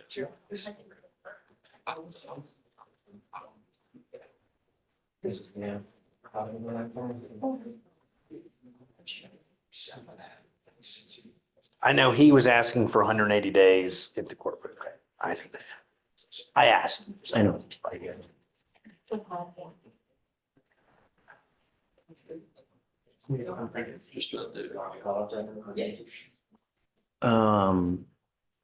So just that's what I think is the appropriate action that we should take. Just let him know. I'll let him know. And if not, then we'll just go. And so if he did, just so I can tell, if he did accept the SATF, would it be straight probation, deferred probation, and he has 2 pending cases? Yeah, but I mean, Maybe to sell it to him, maybe I could offer, I don't know if the court would do deferred on one. I mean, how we get there, I don't care. Right. The fact that we get there is the point. If you want to do a deferred and if that's the selling point, great. I'm happy to do it. Would the court take a plea on one and dismiss the other one? Sure. Okay. Yeah. All right. On the failure to ID though. Right. And before we do that, I need to reach out to felonies and see if the 2 felonies. Oh, see, that's the kicker as well. So like, even if he agrees to it, and you know what, that may be better, that may help the cases upstairs too, Blaze. That may actually help the cases upstairs if they recognize that he's getting treatment now. I mean, You may also. Right. I need to talk to his felony attorney. I mean, I think I could sell it to him if they would dismiss some felonies, which I get it. But it's a great selling point that he's going to get treatment, and let him know. So here's the good news. Felony attorney on this was Mackenzie, who is prior on this case. So it's kind of that circle. Nice, full circle. We will reach out to her. Okay. Today. Okay. And kind of get where felons at. She knows about the case pretty well because. Right. Obviously, just let her know, but now we have a good point of how to get somewhere so that this stops happening. He is a legal permanent resident, so I mean, it complicates things too. So I'm sure he would love to get some. I don't think that it's not like he's undocumented to where there's a risk, is there? Well, I mean, anything with a firearm, this is a crime of moral turpitude. He has something. I understand. I mean, I'm just trying to do what I can do. His assault, resisting arrest, DWI, I all those understand. are more. I understand. So, I don't know. So let's do this. I guess maybe later this week. Right. Reach out to the felony lawyer. Right. They're going to reach out to Mackenzie, see if we can get all on board. But I'm telling you, maybe SATA will help sell the whole thing everywhere to make a global. Right. Maybe if we could do a global thing that I think. And if you let him know that as well. I will. Okay, thank you. Hi, bless. I'm ready when you. Sorry, Ray. I'll hit you. Ramirez. Cecilia Ramirez, Judge. Okay.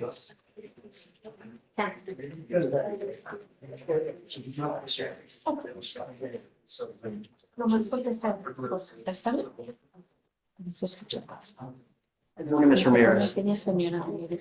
Buenos días. Good morning. Ma'am, you're charged with driving while intoxicated. You're facing up to 6 months in jail and or a $2,000 fine. You have worked out an agreement where they're offering you 3 days in jail with credit for the 2 days that you've done. You need to understand that this DWI will go on your record. It will be there for the rest of your life. If you ever get pulled over from now on and you have even the faintest smell of alcohol, officers see this prior DWI, it's probably not going to go well for you. And what we're doing today, from now on, you're facing a minimum of 30 days in jail.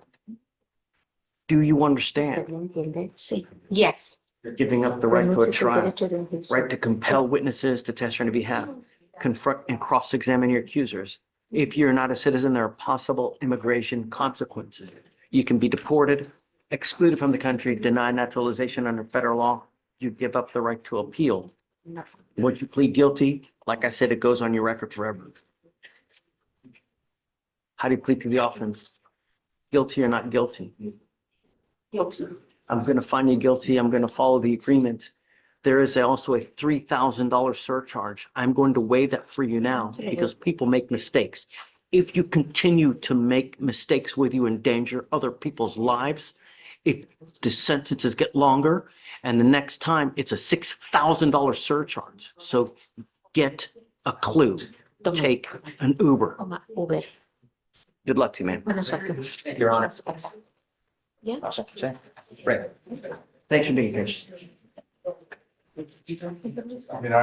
Yeah, thanks for being patient. I know you're waiting long, so. What's up? Mr. Montanez, this is the one with the prescription drugs. We've been waiting to get an answer for pretrial. I didn't see an answer on my email chain. I did. They answered. Hold on. Then I sent it to you, didn't I? No.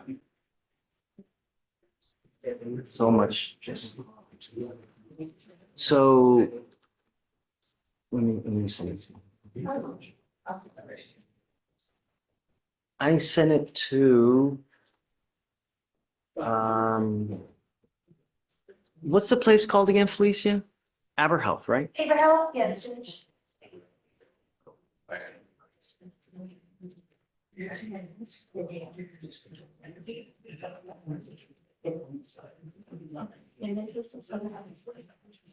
I had the one where you requested.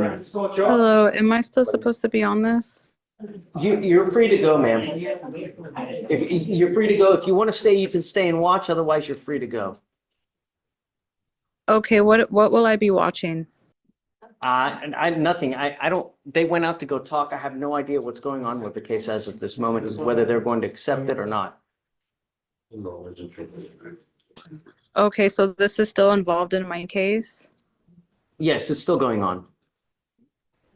Okay. Not what we're alrighty talking then. about now, no. But we're talking about something different. Okay, so then they will be coming back shortly? I don't know when they're. I don't know what's going on with it as of this moment. Is that the judge? Okay, here we go. I'll send it to you now. Okay. What's your email address? RayVasquezLaw.com. I don't know. I thought he did. Okay, right now. I just sent it to you. Take a look and then tell me what you think. John D. Yes. Hey. Judge, we just want to approach on Ms. Crawford. The state just officially approved it for the PTI, but we just need time to get all the contract and all that good stuff. We'll sit you for Thank you, Judge. Judge, could you please send a bond interview? Please. Today.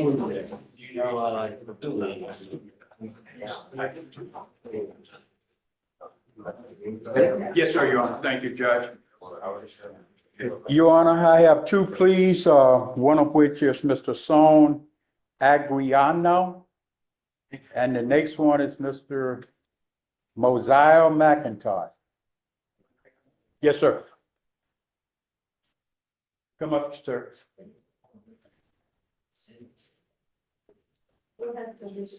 Not that bag. Put that bag. Judge, just for the court's record, Mr. McIntosh did go to the drug test today and it was negative. Oh, great. Great. Good morning, Mr. McIntosh. Good morning, Judge. How are you? Yes, sir. Not sure to the judge. Okay. Judge gonna ask you how you plead guilty and not guilty guilty. Yes. So are they going to dismiss one in exchange for the That's other? correct, Judge. On each one of these clients, they, hands out your pocket, sir. The estate is going to proceed on Mr. Agriano. The state is going to proceed on the 2526700 case. The other one's going to be dismissed. Yes, sir. Both of you guys are charged with multiple cases. Both of you guys have worked out agreements where they're going to dismiss one in exchange for the other. You both need to understand, and Mr. McIntosh, you need to understand that you're pleading guilty to a theft. This theft will go on your record. It's going to be there for the rest of your life. So no deferreds, they didn't offer deferred anything? Yes, I sat with him inside the office, Your Honor, and I went over the whole ordeal about what effect a theft conviction would have on him. I told him it's a crime of moral turpitude. It will hinder him for the rest of his life. You know, in life, when you take a half-ass approach to something, you get a half-ass result. When you plead guilty to something and when it goes on your record, it's never, you're stuck with it forever. Do you know that I have people that call me now that say, hey, can you get this theft off my record? I can't get an apartment. You literally, people will deny you an apartment because you have a theft on your record. You know that? If you want to get a loan for a car, if you want to buy a new car, you came into a lot of money. Nope. It bars you from so many things. You're old enough to know actions have consequences. If you want to do this, then I'm more than happy to take it. But once you take it, that's it. I'm sure that they would offer you a short probation, do an anti-theft class, and you don't end up with a conviction on your record. But once you plead guilty, that's it. And theft cases, you're branded a thief for the rest of your life. How long would the probation be? I told you 12 months, sir. And I tell you what, I'll make it sweeter. I'll take you off in half the time.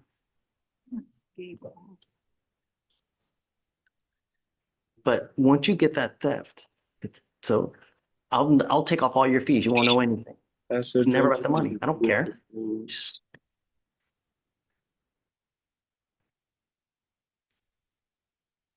you tell me. You don't have to make a decision now. I'll let you talk with Mr. D. You let me know what you guys want to do, okay? There you are. So, Mr. Anguiano, you have worked out an agreement. They're offering you a 12-month deferred. This is a type of probation that if you complete it successfully, you don't end up with a conviction on your record. But you can't tell people it was dismissed. It's not dismissed. You just did a probation, completed it successfully. You don't end up with a conviction. Do you understand? Yes, sir. You also need to understand that you give up nearly every right known to man by entering into this agreement, that if you violate this agreement, we issue a warrant for your arrest. You're looking at 180 days in jail. Do you understand? Yes, sir. All you have to do is a thinking for a change and a TRAS. This is an evaluation to see what other conditions you may need. You have any kids? The other agreement is 25 hours of community service. I'll make you a deal. If you do a driver safety course, I'll waive the community service. That way you learn something from this. It's just keep our streets safe. Thank you, Jeff. You're giving up the right to a trial, right to compel witnesses to testify on your behalf, confront and cross-examine your accusers. If you're not a citizen, there are possible immigration consequences. You can be deported, excluded from the country, denied naturalization. You give up the right to appeal. Once you accept this agreement, that's it. If you get this thing done in half the time, get all your classes done. Don't pick up any new cases. Don't test positive. I'll take you off in half the time. Can you get it done? Yes, sir. I do plead to the offense, guilty or not guilty. Guilty. I'm not going to find you guilty. I'll withhold it. All you got to do is a TRAS, thinking for a change, 25 hours of community service. But if you do the driver safety course in lieu, you don't have to do the community service. And no drugs, no alcohol. If you ever have any issues, come back. We can talk about it. She's amazing. She'll help you however you need. All right? All right. Wave your Judge, speaks. I think there should be an inclusion of clients getting his GED, Judge. The chief and I discussed it. Yep. Done. Do you have a driver's license? No, sir, yet, no, you aren't. I think that's important. If he's going to start driving, you need a license, man. Don't drive. Don't drive until you get a license. Do you understand? Yes, sir. I want you to get your GED. That's the most important thing in your life as well. All right? All right. We're going to give you a list of resources so that you don't have to pay anything to get your GED. All right? All right. Good luck. Thank you, Your Honor. Let me know. Yes, sir. We will go talk, Judge. Go. It's only 10 days, Justin. 10 days. Otherwise, he loses his job. It's better than the current deal from our perspective. Okay. Thank you, Judge. Good. Okay. Come on. And also, Judge, the complainant did not finish her impact statement, if she could be allowed to do that. Yeah. Let me do this first. We'll go through with it and then. So, Mr. Camano, I'm also putting on a protective order as of today. Mr. Camano, you're charged with indecent assault. You're facing up to a year in jail and or a $4,000 fine. The agreement that you have worked out is a 2-year deferred with thinking for a change, sexual boundaries course, 50 hours of community service, no contact with Ms. Echevarria, and 10 days as a condition in jail. Do you understand? Yes, Your Honor. Is this what you want to do? Yes, Your Honor. You are giving up the right to have a jury decide whether you're guilty or not. You're giving up the right to cross-examine any accusers, confront any witnesses. You give up the right to appeal. Once you accept this agreement, you can never get out of this. It will continue until you complete this agreement, or if you violate it. If you violate it, I will issue a warrant for your arrest. I'm going to bring you back over here. We are going to have a hearing whether you violated this, and if you do, you're looking at an entire year in jail. Do you understand? Yes, Your Honor. If you're not a citizen, there are possible immigration consequences. You can be deported, excluded from the country, denied naturalization under federal law. He's a U.S. citizen, Judge. Okay.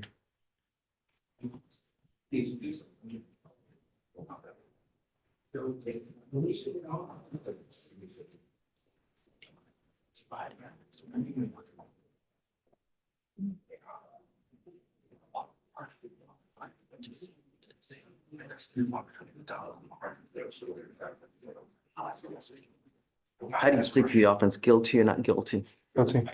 I'm not going to find you guilty. I'm going to withhold that for 2 years. You will be required to do the thinking for a change, sexual boundaries, 50 hours, community service, no contact with the complaining witness, no weapons, no drugs, alcohol, random testing. I want him tested in a week, please. If you're using, it's not going to go well. I'm going to tell you now, I'm going to test you like crazy. If I find that you're using, you're going to get a one-way ticket. Do you understand? Yes, Your Honor. Okay. Ms. Echevarria, did you want to say something else? Yes, I'd like to finish my statement, please. Okay, you may continue, ma'am. Shh. Okay. Sorry, let me get back. Okay.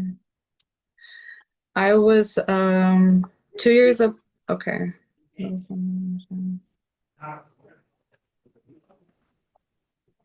So I have submitted requests to the HPD, Houston Methodist, and the Forensic Center to access police reports, my toxology, and my rape kit results, all things I should have had years ago. I just began accessing public records on my own because no one helped me understand I had the right to review them. And this is why I wanted to request a continuance.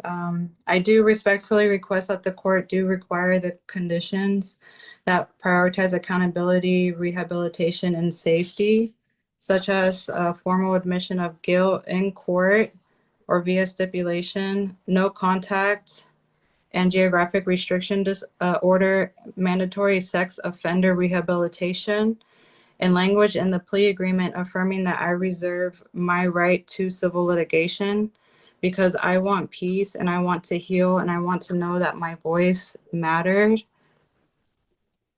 Also, Your Honor, I respectfully request that you do not proceed with that plea until I have had the chance to review the full case file, as well as all the evidence I'm lawfully requesting, including the police reports, toxology, and stain results. I was not given the sufficient time to revise my statement, and I've had to teach myself how to access the records, the court records, after being left out of the process. This case was reset 7 times in the past month alone, and I was promised a trial, not a rushed plea. I'm asking that the record reflect my objection and that my request for a continuance be considered on the basis of my rights under CCP 56A.051 and 56A.052. If the court must move forward with that plea, I would request the formal admission of guilt, the no contact order, required sex offender counseling, and a clause affirming my right to pursue civil litigation. What I will say, ma'am, I know that you are upset and I'm sorry that you are. I have no idea why it ended up here, but it is. The lawyers, I think, have been working for a while to try to resolve this. They've come up to an agreement. I did issue a protective order now so that there is one in place. Yes, thank you. So, and I've also ordered no weapons as well. So, Is there any way he can have the sex offender counseling? I feel like very much so. I don't have, that's not something that I have access to down here. That's only in the felony courts. So I don't get access to any of that stuff.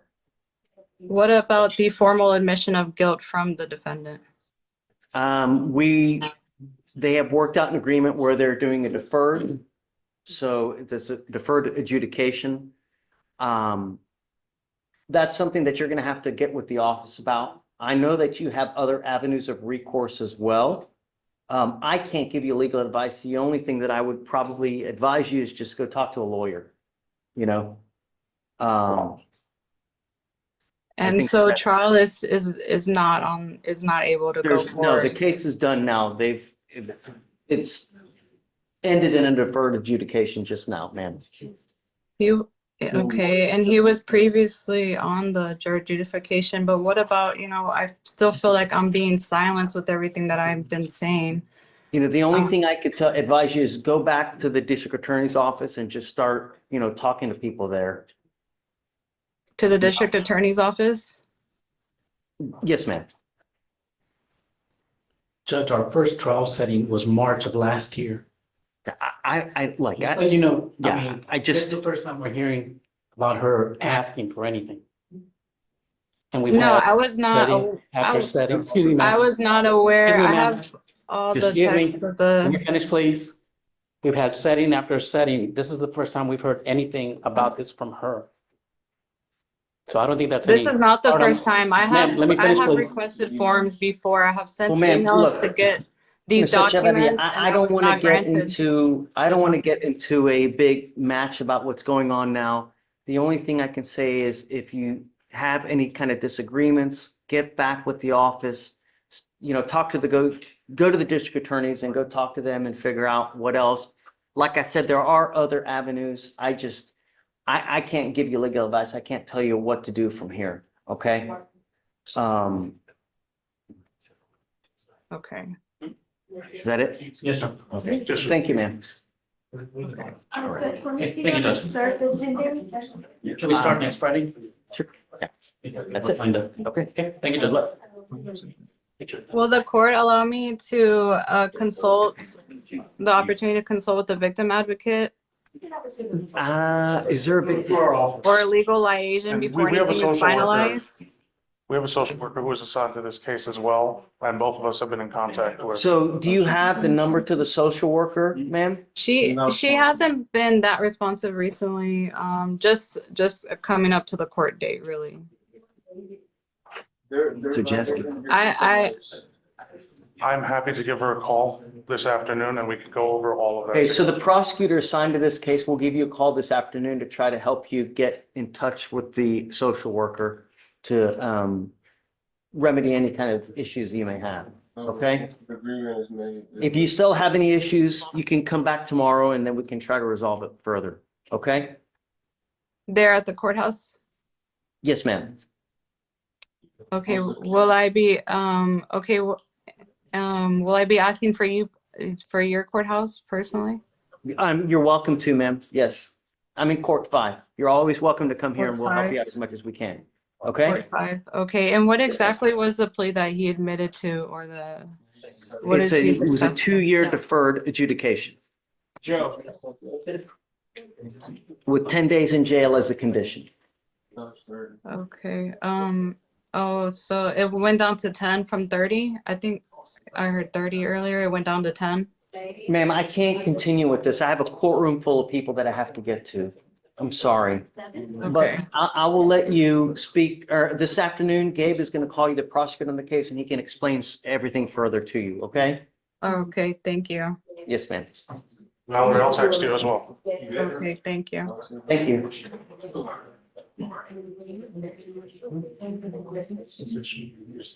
Are you waiting on dismissal still? Is that what you're waiting? Sorry, it's been kind of busy.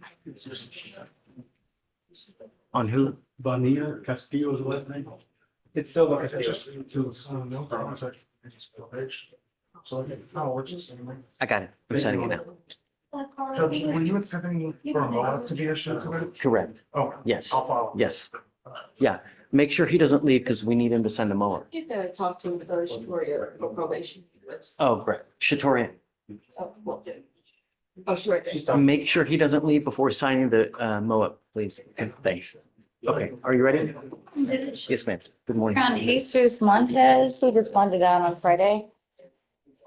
He needs bond conditions. Mind bringing him up?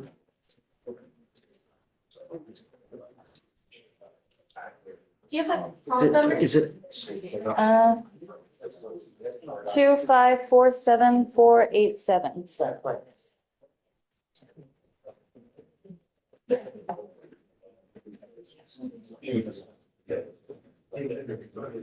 Okay, so Mr. Montez, you violate conditions now.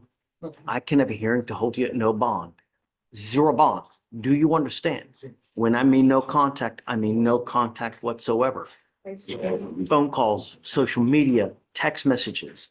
Do you understand? I'm putting a monitor on your ankle so I know where you are and you're not to go anywhere within 500 feet of where this person lives or where this person works.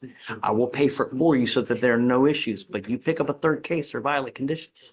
Really not going to go well. You understand? Okay, all right, thanks. Just don't leave. I'm gonna have you get with Felicia here momentarily. Okay. Judge, can you send some bond conditions? I'm trying. Bite. I'm trying.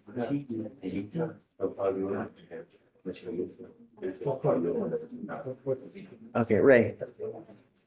I saw the email, Judge. I still don't know if they can say that it's not a legal substance that he was taking. And they even say it's possible he could have had a prescription for it because he does have anti-seizure medications.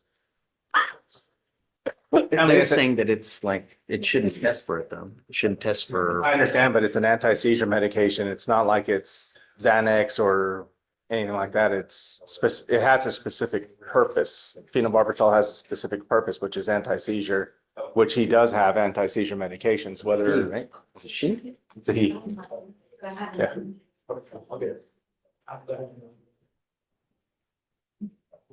Council for recess. Oh, Montanez. Yeah, Montes. Where are we with this case? I think we're pretty much done with discovery. I don't remember if I have an offer on it or not. I need to talk to him. He's been talking about moving to Puerto Rico, but I need to see what he wants to do as far as resolving this case. It's positive. It's not gonna go well. Okay. Let him know. Yes, sir. All right. So just leave it on the date that we had originally? Yeah, we'll continue supervision. If you test positive again, let him know it's not gonna go well.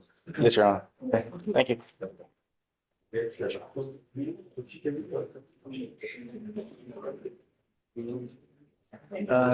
Omar.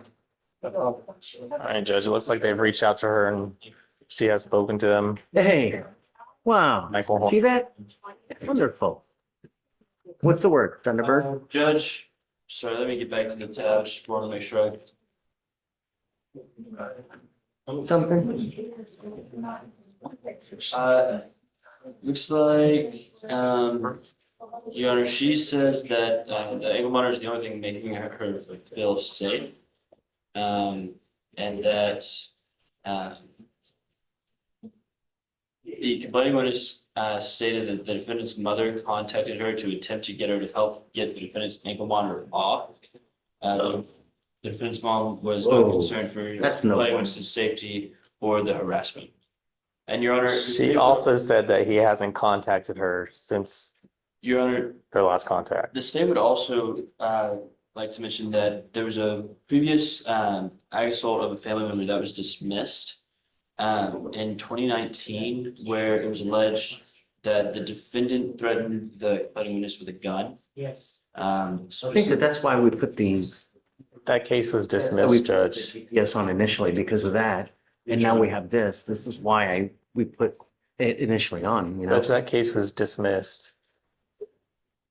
I mean, I have concerns that. Truth to those allegations. That's why it got dismissed.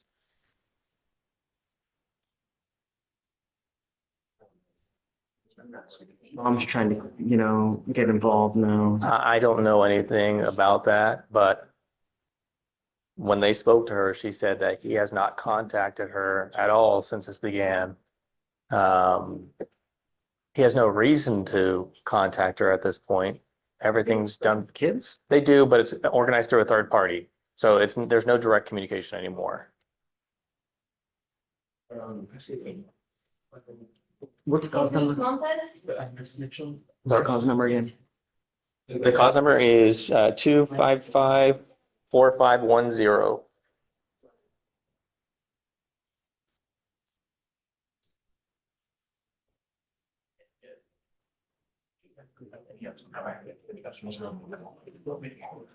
Yeah. There's need a police energy.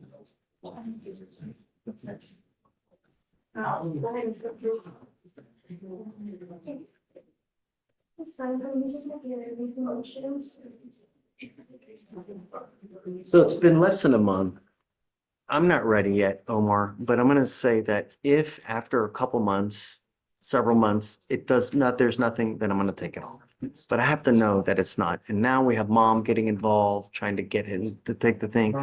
Let him know that if he tries to get someone else involved again, it's not gonna go well. Because I admonished him before, don't have anyone else in your family try to get involved. Those are allegations that she's saying. I don't know that to be true. I don't know if there's any proof to that. But I'll find out and I'll let them know. That's why I'm not putting him in jail. Yes, yes, If there was proof, then I would be putting him in jail. yes. But just let him know if a couple months pass and he's good, there's no issues, then I'm gonna take it off. And as well, let her know as well, you know, state that I'm not gonna keep it on forever if he's behaving himself, right?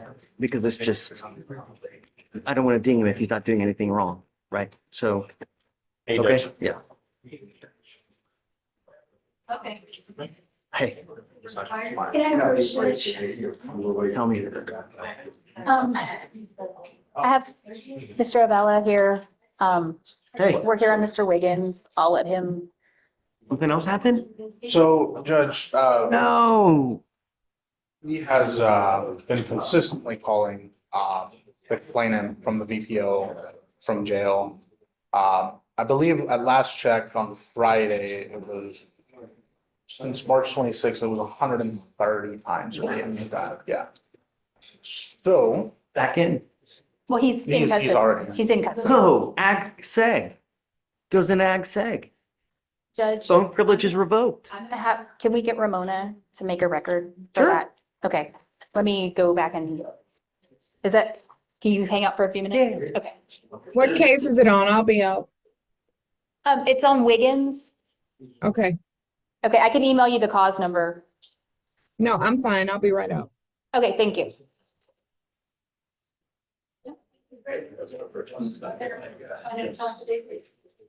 Yeah, sorry, I'm a bit like.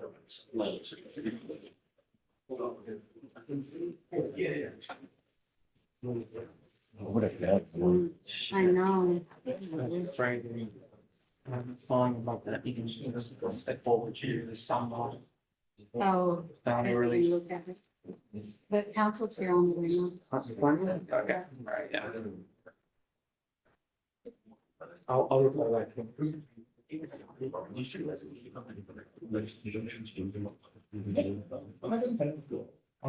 a legal approach, the attorney? Is it? Oh, yeah, okay. Thank you. Hey, Hunter. This is Celia Salmaron. Okay. So on her felony cases, she entered into an agreement to do substance abuse treatment. You SATF or what? Sorry? SATF? Santa Maria. Who I sent? Oh, great. Okay, The wonderful. thing is, the thing that's holding her is this case. Yeah, what do you want to do? I don't remember what she has. Wants to go to trial.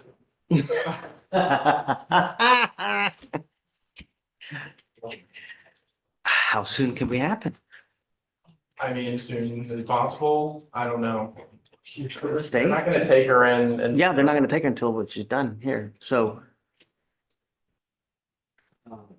Did you let Blaze know? I did. What does he say? He said, well, they offered a time served. Do you want to set it, Seth? Just 30 days is the quickest that we can. So Judge, well, that's kind of my other question. Would it be possible to give her a bond, PR? Even if we did a scram? If I give her a PR bond, they're gonna take her to Santa Maria.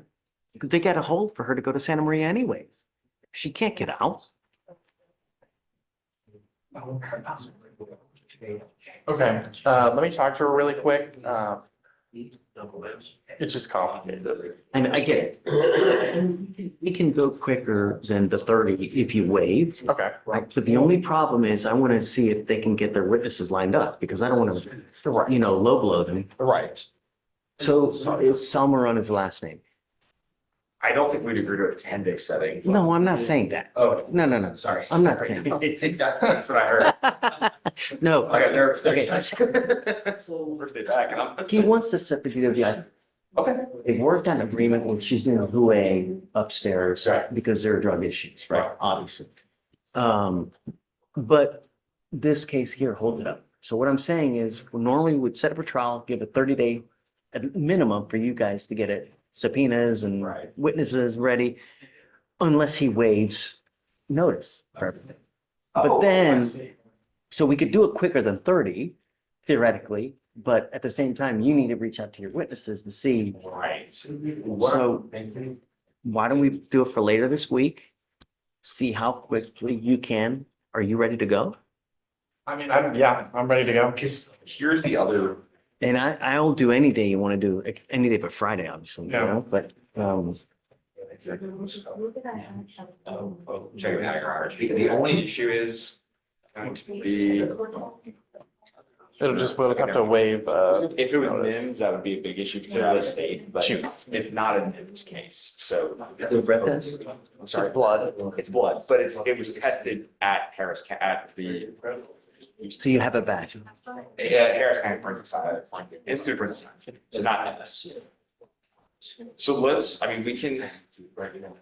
we can get, yeah. We do it later this week, reach out to your guys and We could then. do Thursday. I mean, honestly, if they want to look at the case, maybe eval it, like eval the case. Yeah. If there's, right, at the same time eval. Right, yeah, And then, that'll go without saying. And I'll talk to her. I'll let her know the implications of waiving and everything, and then we'll determine if. And I'm gonna, because I told her that I was gonna ask for a bond too, so I will need to talk to her about that. She may, let me talk to her really quick. She may want to take a time serve right now. well, you let me know. Okay, I'll just. It's up to you guys. You let me know. Okay. Sure, we'll get it early as possible. So that works for me. Cool, thanks. Someone crying?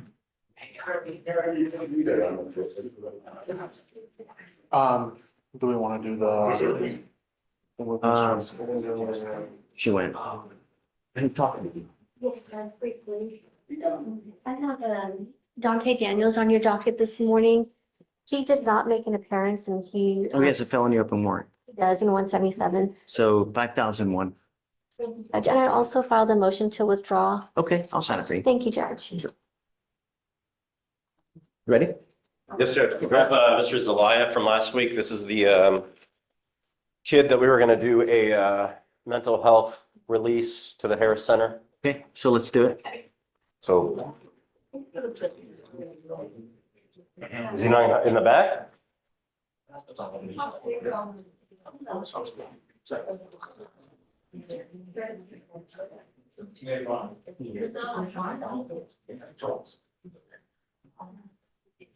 I don't know. I don't know what's going on. I think they were. I don't think I signed anything. You didn't sign anything. We rolled it to today. Let me. You see, have you looked for him back there? We got our GOP judge. What the flip? Yeah, he's not on. He's not in there. Someone gave him a PR bomb. Someone gave him a PR bus. And he's not here, obviously. Not me, obviously. I don't have the power. The jail did it. Can you reach out to him and see if we can get him back in? If I can, yeah, I mean, There should be paperwork. When they process them out, they fill out a bunch of paperwork. So you should be able to get. it hasn't been imaged yet, apparently.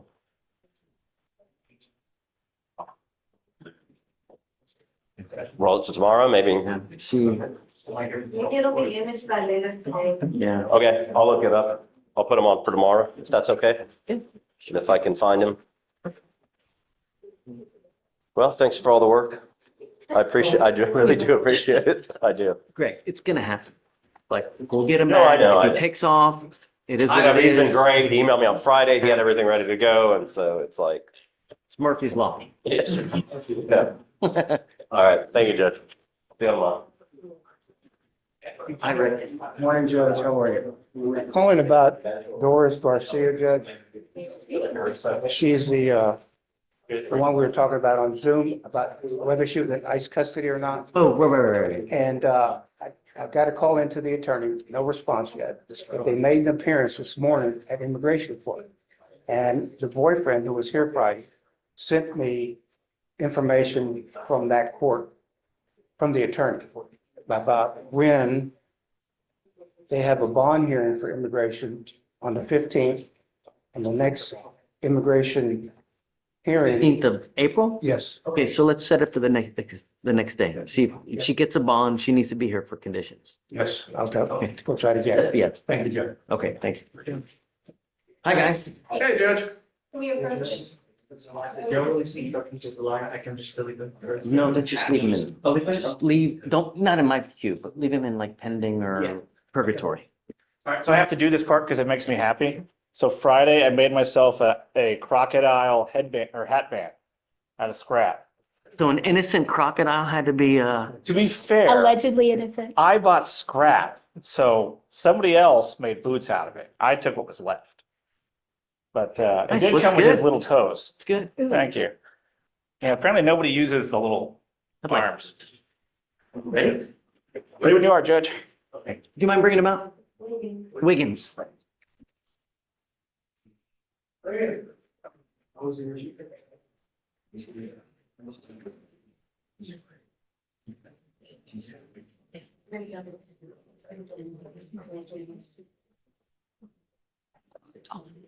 Ms. Reedy, who are you here on? Chat me your info.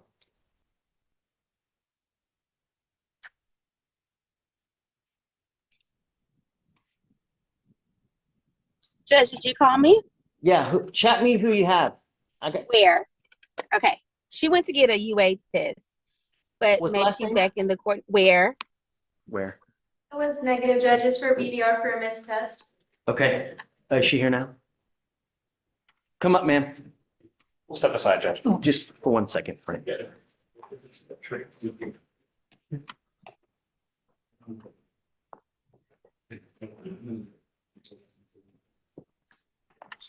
Don't miss again. If you miss again, that's not going to go well. Do you understand? You don't get another crack at the whip. Your lawyer's here with you now. I'm glad that you tested negative. Good job. But if you miss again, the warrant will issue. You understand? All right, good luck. We'll have you reset here in a second. Judge, how's May 20 through the 22nd? May 20th through the 22nd, Ms. Reedy. Okay. She already has a date on the 8th. We're going to go ahead and reset it. We went the same day the last time? Tell her the 22nd is fine. Done. We'll have her sign it. We'll give her a copy, okay? Thank you, Judge. May I Okay. excuse? Yes, ma'am. Thanks. Hi, Judge. I give you Mr. Wiggins. So, I'm up. Judge, Ramona wants to know if we're on the record. Oh, yeah. We are going on the record. If you want to talk, please go outside. Judge, Hold on. So we're on the record. cause number 253-4377, 2505-146. I think that's all we have here, right? Yes. Yes. Okay, so guys, for the record, please announce yourselves. State. Anna Edie, EADY for Mr. Wiggins. Nathaniel Meunier spelled MUNIER, also for the defense. So hold on, before you get into anything, state, you wanted to bring something to the court's attention. Yes, Judge. So we had received the call that Mr. Wiggins was in violation of the protective order that was in this VPO, and that he was reaching out to the complainant witness in this case. We have checked the jail calls. Those jail calls show that since March 24th, which is of course after the October VPO, since just March 24th, we have 293 calls made to the complainant's phone number. Just yesterday, we had, I believe, 28 calls to that number as well. So in one day, you're saying he made how many calls? So yesterday, he attempted 28 calls to the complainant's phone. So Judge, I'm going to preface this conversation with, Miss Edie texted me about 10 minutes ago, so I came up on short notice on this. But my understanding is that there's no longer a protective order in effect because it's been long enough. That the protective order. There's an order for him not to have any contact with her. Are those part of his bond conditions? Yes. My client's not on bond. He is not supposed to have any contact with her whatsoever. I understand, Judge, but the way that this court and other courts in the county have structured those conditions have been bond conditions, which my client is not on a bond. He is in custody. He has not broken. I have ordered him, even though he's in custody, not to call her. I understand, Judge.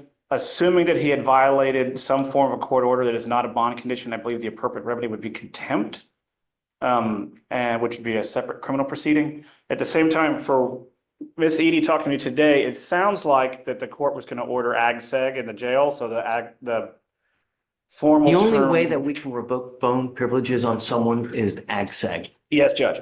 My issue with that is it's a hammer when a scalpel is needed. So while I understand that the district attorney's office has alleged that my client is called a victim in this case, there's no protective order in place. The bond conditions are not in effect because he's not on bond, thus no crime has taken place. And third to that, Judge, if he's to move to ag-seg, he would not be able to make any phone calls, not just to the victim, but anyone, including counsel, which while we are here on a misdemeanor, he is in custody on a felony and relatively serious felonies and not being able. Okay, I understand your plight. Yes, Judge. But there are other remedies for you to be able to communicate, letters, in person. But the only way for me to be able to ensure that the complaining witness is not called is to put him in segregation. That's the only way. Judge, the problem is nobody would be able to call, including our office as well as his felony attorneys. Letters through the jail are notoriously slow. A letter to my mother who lives in the same city takes 4 days.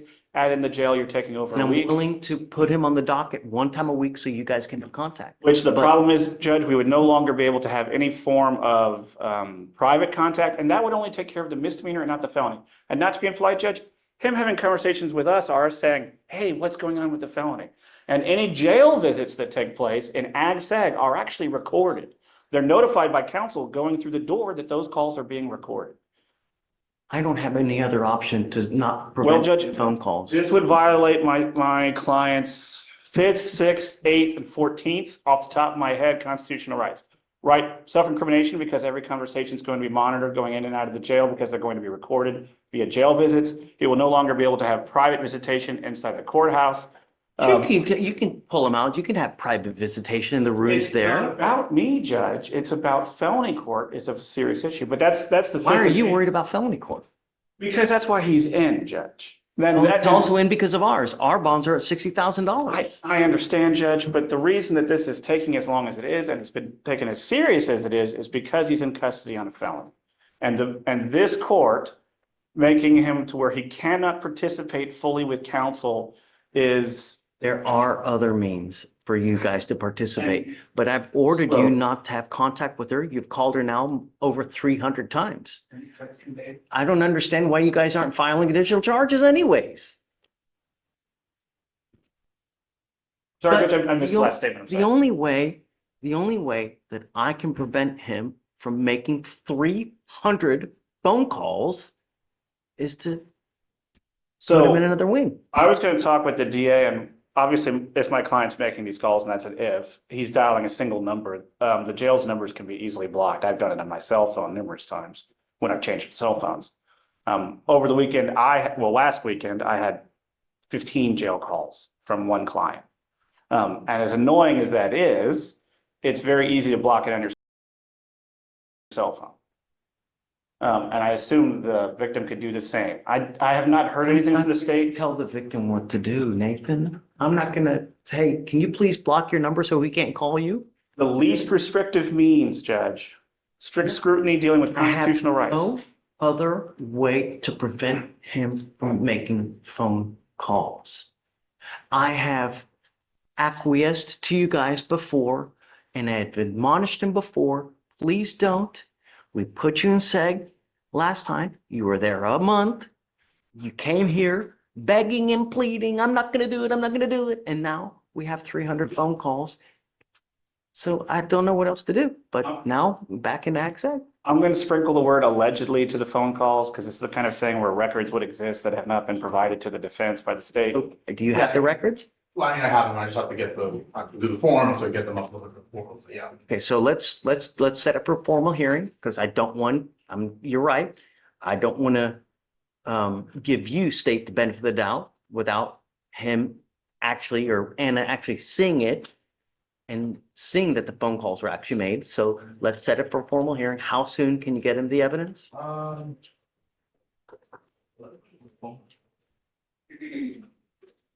I think the last time that I got killed. I mean, it could be tomorrow, it'll be a few days, so, you know, I don't know if we want to set it off next Monday or something like that. I think I should have it by then, this is just the point that actually connected with spend, so it's makes sense. And if we could keep him in normal population so that we could visit him, as does his felony counsel, and they Mr. can. Wiggins, I'm in our going to have you sign an affidavit from me today promising me you're not going to reach out to the complaining witness in this case by any means. If you do, I can have a contempt hearing, and every single time it's punishable by up to 6 months in jail and a $500 fine per the advice of your lawyer. Because he thinks this is the correct avenue instead of ag seg. Do you understand? No. Don't contact the complaining witness. Don't use anyone else to contact the complaining witness. Don't use anyone else's number to contact the complaining witness. I'm going to rephrase what he just said. That means calls going through third parties. So if you call mom and have mom call her, that's against the rules. If you call mom and have mom forward the call, that's against the rules. I said real. Yeah. Okay.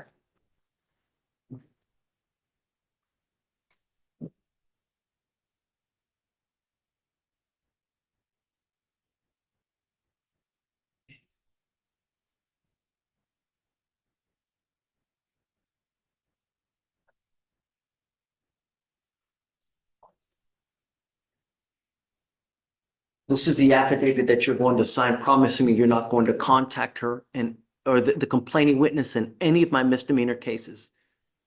Do you understand? Okay, so you want to set it for Monday? Okay. But just get it as soon as you can, get it to them. Have a hearing on Monday to see whether he's actually making the phone calls that we ordered him not to. This is you swearing that you will not make these calls. And let it be clear that it truly have no least restrictive means than to deny his ability to make phone calls to the complaining witness. There really is no less restrictive means. Judge, my understanding is that the jail can prevent Mr. Wiggins's SPIN number from calling him. In the last time, he used someone else's SPIN number to make the phone calls. That was last So Yeah. Well, we'll see this time. I don't know. Okay, all right. Just for the record, Mr. Wiggins, I want you to make this aware that this is the court having you swear, which is legally binding, that you will not be making any calls. And if you violate this sworn oath, then that is punishable under the law. You understand? Sure. Okay. Thank you, Judge. Thank you. Thanks, guys. See you Monday. He's gonna have to be sworn, by the way. Yeah. Okay. Gentlemen. Oh, yes, off the record. Hey, Judge, good morning. Thanks, man. You never been this busy before, huh? Hanging out with us is what it is. Okay. Gentlemen, Morning. hi. Who you here on? Judge, actually, I'm here acquiescing to Mr. Day. He asked me to come in. I came in today for his benefit. This one's You're awesome. so nice. It's case number 2558011. You have a pre-signed waiver or something on sweat? Yes, for Sweat, aka Jeffrey, we have a pre-signed waiver for Michigan. They are requesting an extension. Michigander? Yes, Judge. Do you want me to explain this to him? This is off docket, Judge. He's not here today. Would you like to put him on docket? It's if you guys want. I see that, what's he wanted for? A parole warrant? Okay. No, there's no need. I mean, I'll just sign the, have you talked to him at all or no? I have not, and that's kind of an issue, Judge. Why don't we put him on for tomorrow? So you Okay. can explain to him the pre-sign waiver process so that he knows, hey, not everybody looks at what they're signing, so I have no idea what it's pre-signed waiver. Do you want to hold off the order until tomorrow, Your Honor? Okay, Judge, the only thing is tomorrow's kind of tough for me. Can we do Wednesday? Let's do Wednesday. Sounds But good. I mean, if he's picked up between now and Wednesday, then it is what it is. So that's why they kept oscillating, but just to be safe, they wanted the order put in the event that they need to fluctuate their travel days. I doubt Michigan's gonna be here within the next 2 days, but Okay, so we'll put him on Wednesday. Sounds good. here, do you want to make a copy of this so you have it too? They will provide. Yeah, I'll scan and send it to you. Thank Thank you. All right. We'll have it on Wednesday. Yeah. I'm here for Francisco Hernandez. Hey,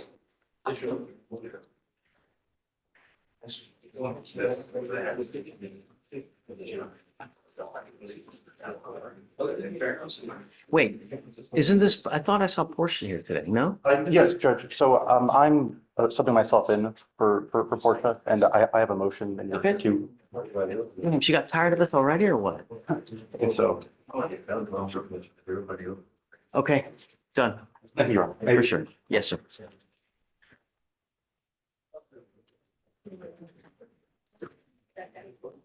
Your Honor, I believe for Mr. Frederick, he was set for arraignment today. I don't know if we have bond conditions. You asked if we would reach out to the plain witness. I did clarify. Let me see.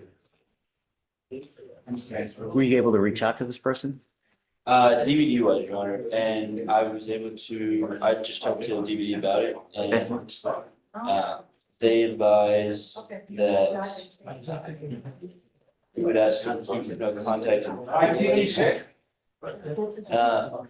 Sorry, Your Honor. Okay, so keep it in place then, huh? That the was asked for no contact and we would be due to the multiple bond violations that the defenders have picked up since. So are they, so keep the address, so she's still living, I got the calls to see if she's still living there or not. Because the violations are for going to that address, but it's listed as permanent residence. Do we know if they were able to get and reach her or no? They were not able to reach her. They did not call this morning. What I had was.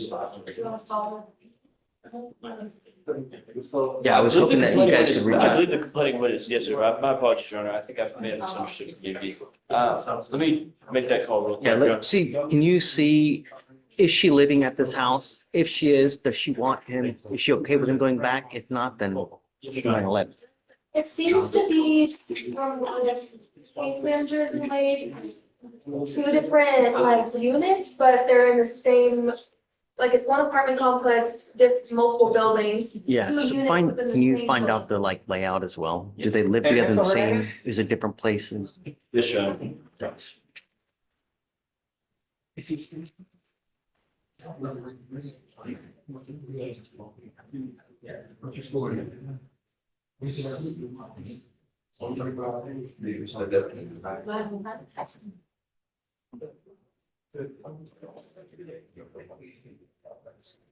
Mr. D. Yes, sir, Your Honor.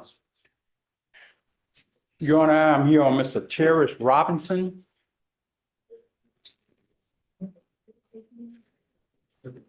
Looked like Mr. Terrence Robinson had an outstanding case that was unbeknownst to him. Looked like he posted bond on that case. Looked like it was an assault case.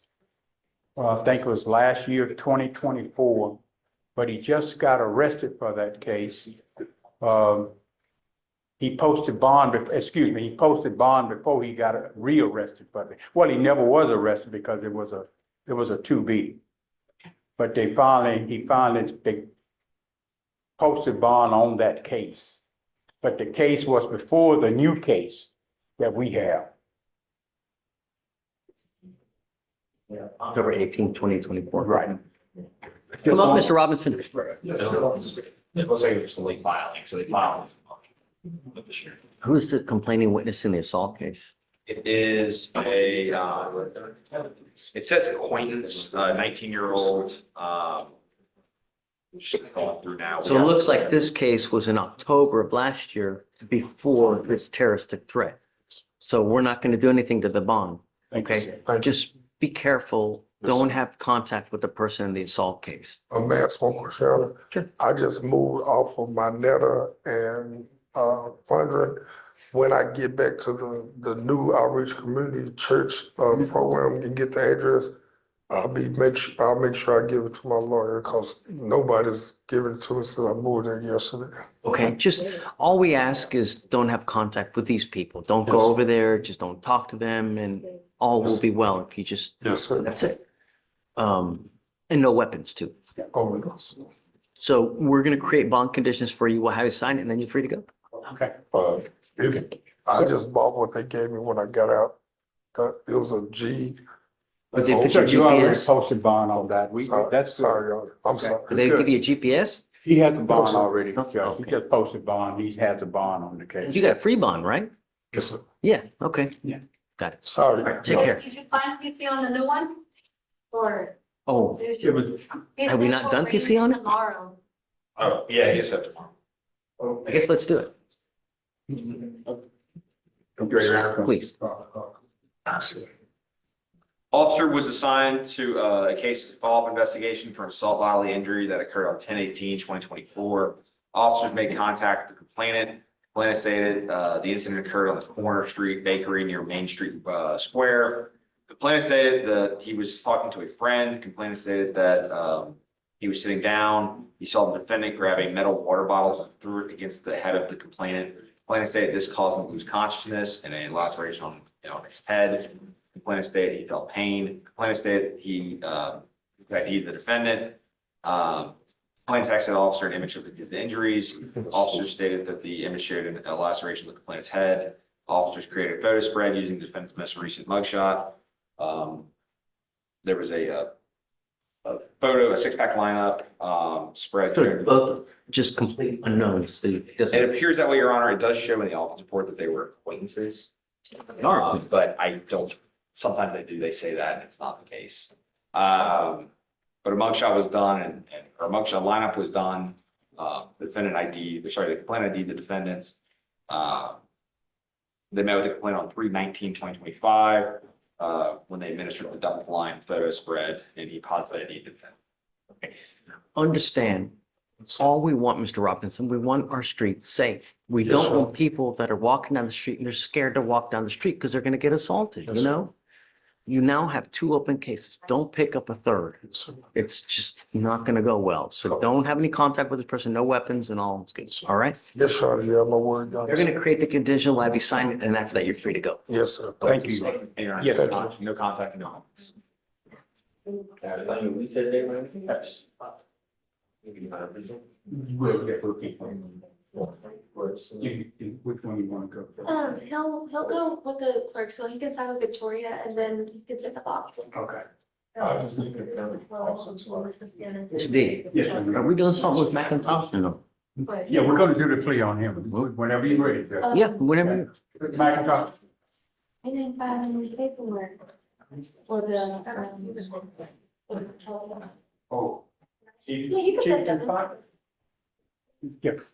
We need the paperwork to do a probation on Mr. McIntosh. Yes, sir. Just take your time. There's no rush. Mr. Mayor, you ready? No, he has to do the paperwork. No, I'm talking about this one. Yes, ma'am, we ready. Mr. McIntosh, you can see. Oh, maybe one? Yeah, I think they're just filing some more paperwork so that they can.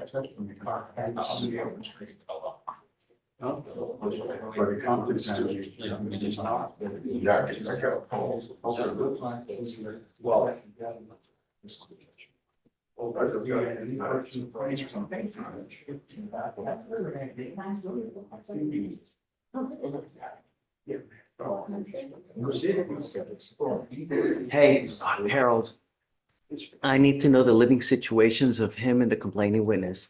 He gets out on bond for this case, and then he has now 2 BVRs. Like, as soon as he got out, he goes back to the place. So just, there are 2 BVRs that are in there now, so take a look and then let us know what the living situation is, because I think they still want no contact. Okay? And then just, Judge, I wasn't on the schedule for some reason. I don't know why they put me on here, but I'll go ahead and take them out. say it again? I was on the schedule. This was supposed to be for like several weeks. Oh, I really? don't know why they have me on here, but I don't know. So if you want, we can reappoint. It's not a big deal. I take it. Okay. Here. That's Thanks. what you know. Yeah, no, thanks for coming. Hey, Vic.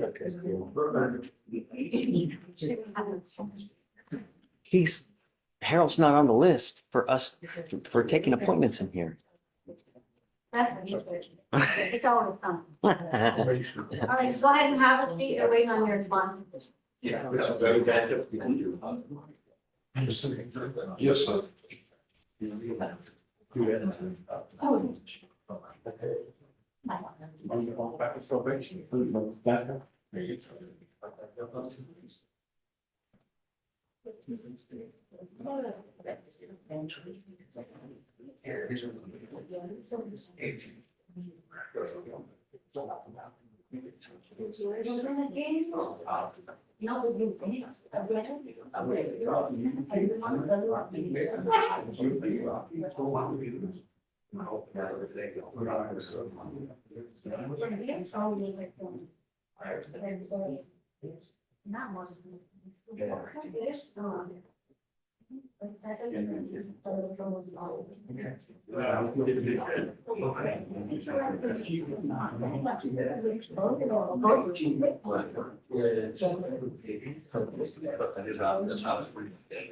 Hey, Vic,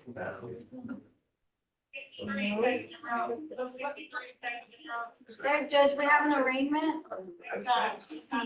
what? You're kidding. It was a clerical error. Clerical error, my, But I'm looking over here. yeah, I'm ready when you are. Page 22, Williams, come on up.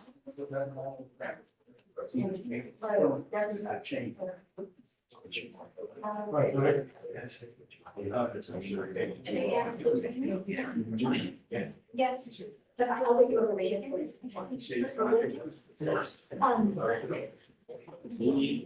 Great state of Texas. Yeah,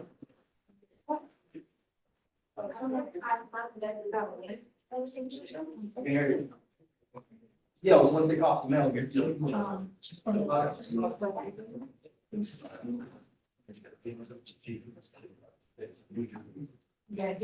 You are Tavion Williams. Sir. Mr. Williams, you now stand charged with yet another case. Terroristic threat of a family or household member. You are facing up to a year in jail and or a $4,000 fine. We're going to do probable cause. You have the right to remain silent. Anything you say can or will be used against you. You have the right to have an attorney present. If you cannot afford one, one will be appointed to you, sir. Thank you, Judge. On March 30th, 2025, in Harris County, Texas, a law enforcement officer was dispatched to a disturbance and made contact with the defendant and the complaining witness. The complaining witness and the defendant were in a previous dating relationship for 3 to 4 years. The complaining witness stated that the defendant was upset because the complaining witness broke up with him. Complaining witness stated that the defendant had called and texted her multiple times. On one such call, the defendant stated that he would go to her location, punch her in the face, and break her phone. The complaining witness stated that she then stopped answering the defendant's calls. The defendant then showed up at her location and attempted to make contact with her multiple times and grabbed her arm from across the counter. The complaining witness stated she And did what? grabbed her arm from across the counter. The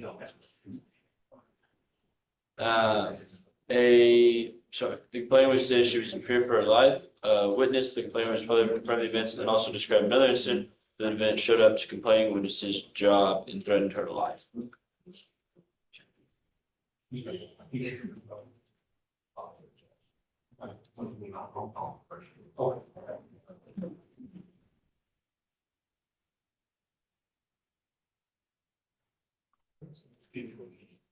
Since December of last year, Mr. Williams, unlawful carrying of a weapon, felony UUMV, evading arrest, gun case, felony gun case, and now a terroristic threat.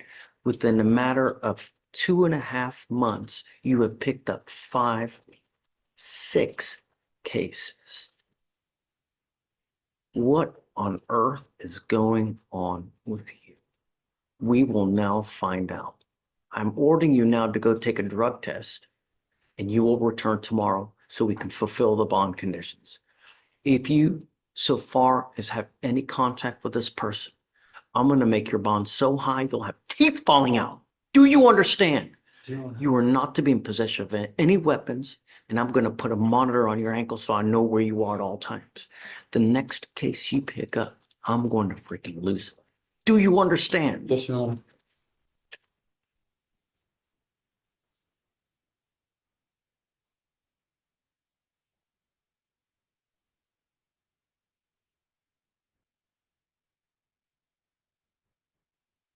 So I'd like to send him for a test now.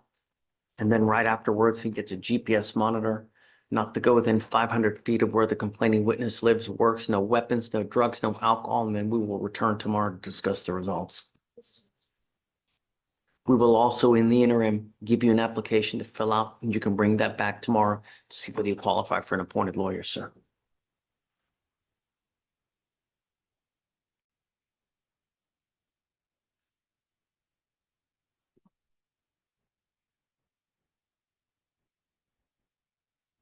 That way.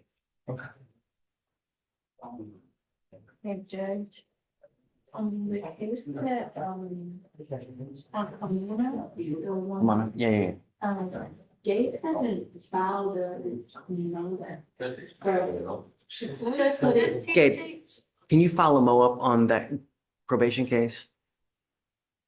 Come on. Oh, wait, and not that Gabe, the other, from the assault, the indecent assault. Yeah. Was it, you were here on that case, no? No, it was. That was the the other Gabe. payback turn. Oh, that's right. Can you follow Mo up in that case, please? They're gonna file.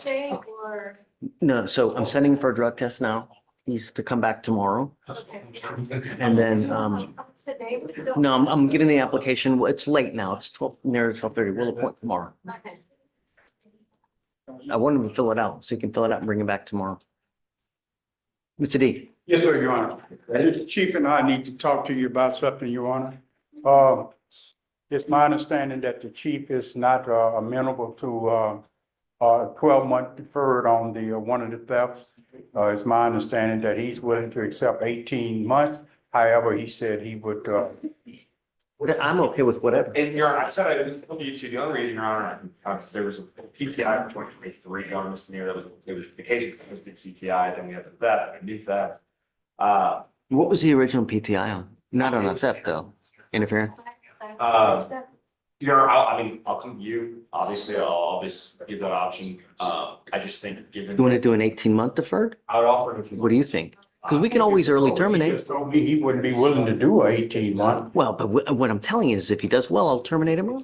I told him that he would terminate it in 9 months. Come on up. Your alternative is a conviction. And I'm telling you now, the conviction will hose you for the rest of your life. We're trying to save you from yourself because sometimes people are their own worst enemy. And that's you now. You're continually shooting yourself in the foot. Life is hard as it is. And when you start racking up convictions, especially theft convictions, it just gets so much worse. I promise you, it's not fun. This life is about one thing. It's about having fun, making a lot of money, getting to buy nice things, going on nice vacations. And when you get that theft conviction, no one gives you a job. No one's going to give you because they know that you're going to steal from them, given the opportunity. That's why we have convictions, to put the entire world on notice of what type of person you are. That's why you want to avoid as many convictions as you can, because once you get that notice and once the entire world knows you're that type of person, they don't give second chances. Very few times. I'll do whatever you want to do. If you want to take a conviction, you can do it. If you want to do the deferred, what we do is we reward you. If you do well, we take you off early. It could be 6 months. It depends on you. If you get it done really quick, I can take you off in 4 months. I can take you off in 6 months. It depends on how well you do it. You're the master of your own domain. I'll I'm just trying to save you from yourself. Is this the final? Yes, sir. decision? Yes, sir. It's up to you. They can write it up for 3 years, 4 years, 5 years. I'm the one that can early terminate you, right? And that depends on you. If you do well, you don't test positive, get your stuff done quick, we'll take you off quick. The idea is that you learn from this, so you don't pick up another case. At some point, you're going to get the itch to take something. Don't. It's just not worth it. You know, whatever the stupid ass thing in the store that you want, just don't. Work and you get it on your own. You know what I mean? So, Okay. Thank you. Whatever you want. thank you, Your Honor. Okay, all right. You the right thing. You know, it's really, don't make a mountain of them. I know, but I know this frustrating. Hey, Judge, on Mr. Frederick, Hold on. Can we wait for defense lawyer to get back? oh, I was just gonna let you know that, I talked to the complainant and she doesn't have like she's found motels basically, so we don't have like. She's not living at that house. Okay, so I'm gonna take the restriction off then. Okay, you heard that, Felicia? Yes, just, So we'll take that off and then they put a curfew, 7 PM. What? yeah, they put it, do you want to remove the GPS device or? Because there's nowhere to- GPS device curfew and exclusion zone, you can no contact. Yeah. Did you want to keep the remain within Harris County as well, Jonathan? No, take it off. Yeah, I figured, but I just wanted to double check with you. Then, I'll continue supervision and then we'll, and then, as soon as Harold gets back, we'll let him know. And Is he still here? I think, yeah, Okay. they're outside talking. yeah, so, we can, and then, just amend the law, I guess, accordingly. Do you mind bringing up the moment? What was wrong? You say I didn't hear what you say. Yeah, leave it in public. Yeah, I know. My bad. She wouldn't have communication or no? She does not want to have communication. Okay. So we'll keep the MOP in place, just take off the residential restriction and then. So if you can also, do you mind filing no contact, no weapons so that it will outlive the MOP? I got calls, right?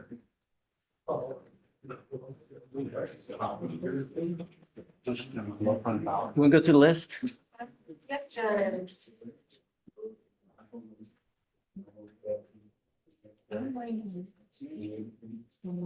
Page 20, Serato. And it's sent to be tested. We have the results from these tests. Serato, she has failed to provide a sample 5 times. So they're still holding her there. Would you like me to have her come back? No, just keep trying. Give her Yes. more water. Okay, do you want me to tell them to have her come back tomorrow, or would you like her to come today? I wanted to test. Yes, Judge, but do you Yeah, I guess, address results tomorrow, but test today? um, Test today. who's a lawyer? Jonathan Vila. I saw him here earlier. Yeah, he's been waiting for the results. I told him you approach with the results. Yeah, I guess we'll, yeah.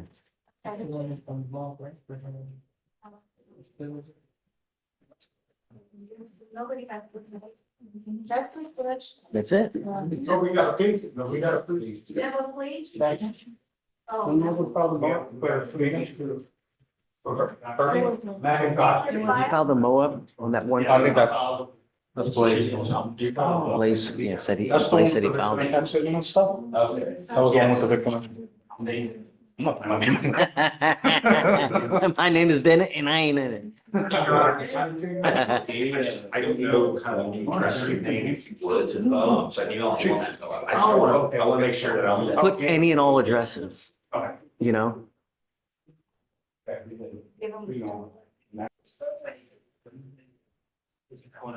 Just my approach. I just want to let you know, the seal of the pretrial had already come and told us that she no longer lives there. Come on.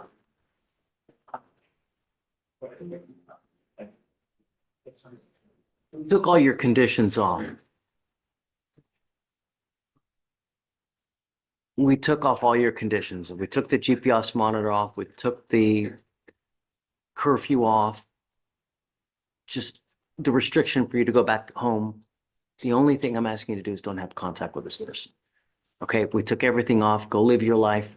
Just don't have contact with this person. Don't be in possession of weapons. As long as you can have that, I'm happy.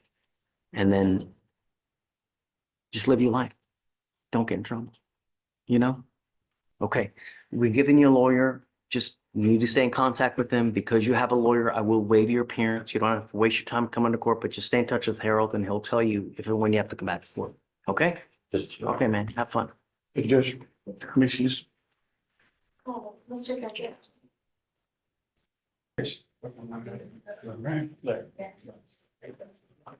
Make the right decision. All right, Mr. McIntosh, this is a good deal.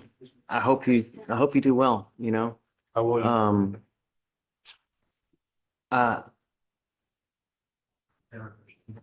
The agreement is, 18 months. it's an 18-month, MZI. I didn't print out the new one. 18 months. okay, so they're gonna, yeah, I got it. They're going to dismiss the one and then she's doing a deferred on this one, Yes, right? sir, Your Honor. You know, the thing is that if you complete this, Mr. McIntosh, you will have no convictions on your record. You know, we're sending you out in the world better than you came if you can complete this. You know, we're not asking for much. The agreement here is an anti-theft class, a TRAS, no drugs, no alcohol, and 25 hours of community service. Are you working? What do you do with yourself? I just started with Bacon Temp Agency. Okay. And I just got an interview with Jovi's full-time as a butcher. Did you graduate from high school?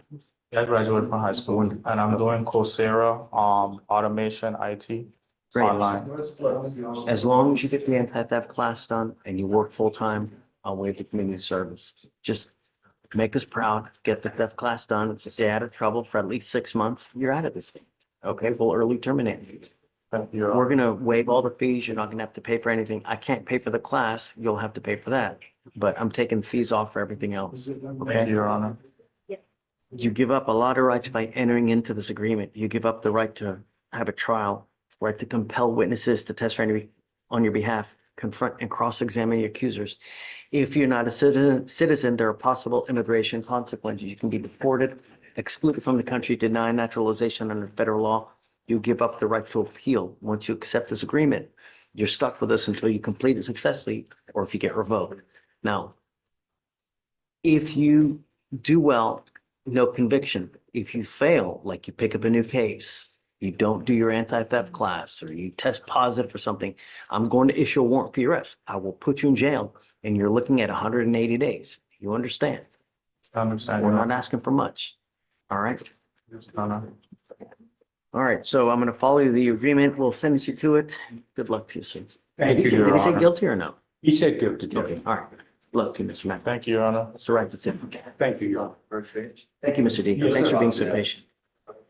Thank you. Thanks, Mr. Mason.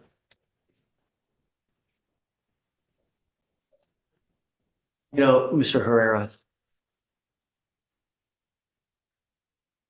So you talked about a PTI and he doesn't want it? They denied it, Your Honor. Oh, it's denied? Yeah. Okay. So, Mr. Herrera, you're charged with driving while intoxicated. You're facing up to 6 months in jail and or a $2,000 fine. You guys have worked out an agreement where they're offering you 3 days in jail with credit for the 2 days that you've done. You need to understand that this charge will now go on your record. It's going to be there for the rest of your life. I would never, even if you have a sip of alcohol, I wouldn't get into a car. When they look your record up, if you get pulled over and an officer smells it, it's probably not going to go well for you.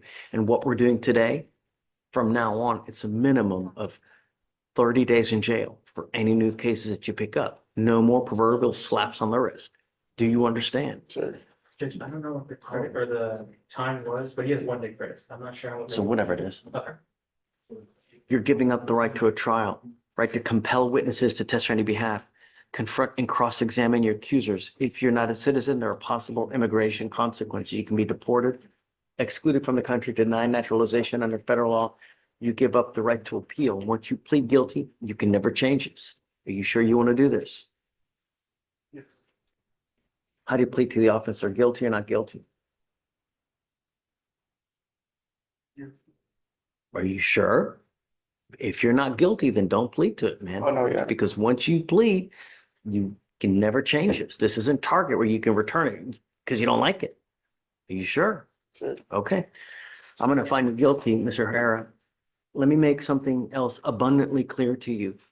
Your lawyer is asking for me to waive what would otherwise be a $3,000 surcharge that would normally apply to you. We all make mistakes. But if you continue to make mistakes where you endanger other people's lives, that's when the sentences get a lot more serious. A second DWI, like I said, it's a minimum of 30 days in jail and a $6,000 surcharge. So if you come back with another DWI, do you understand? Sir. If you want to get lit, take an Uber. $40, anywhere you want to go in this city. How much money have you spent? You know what I mean?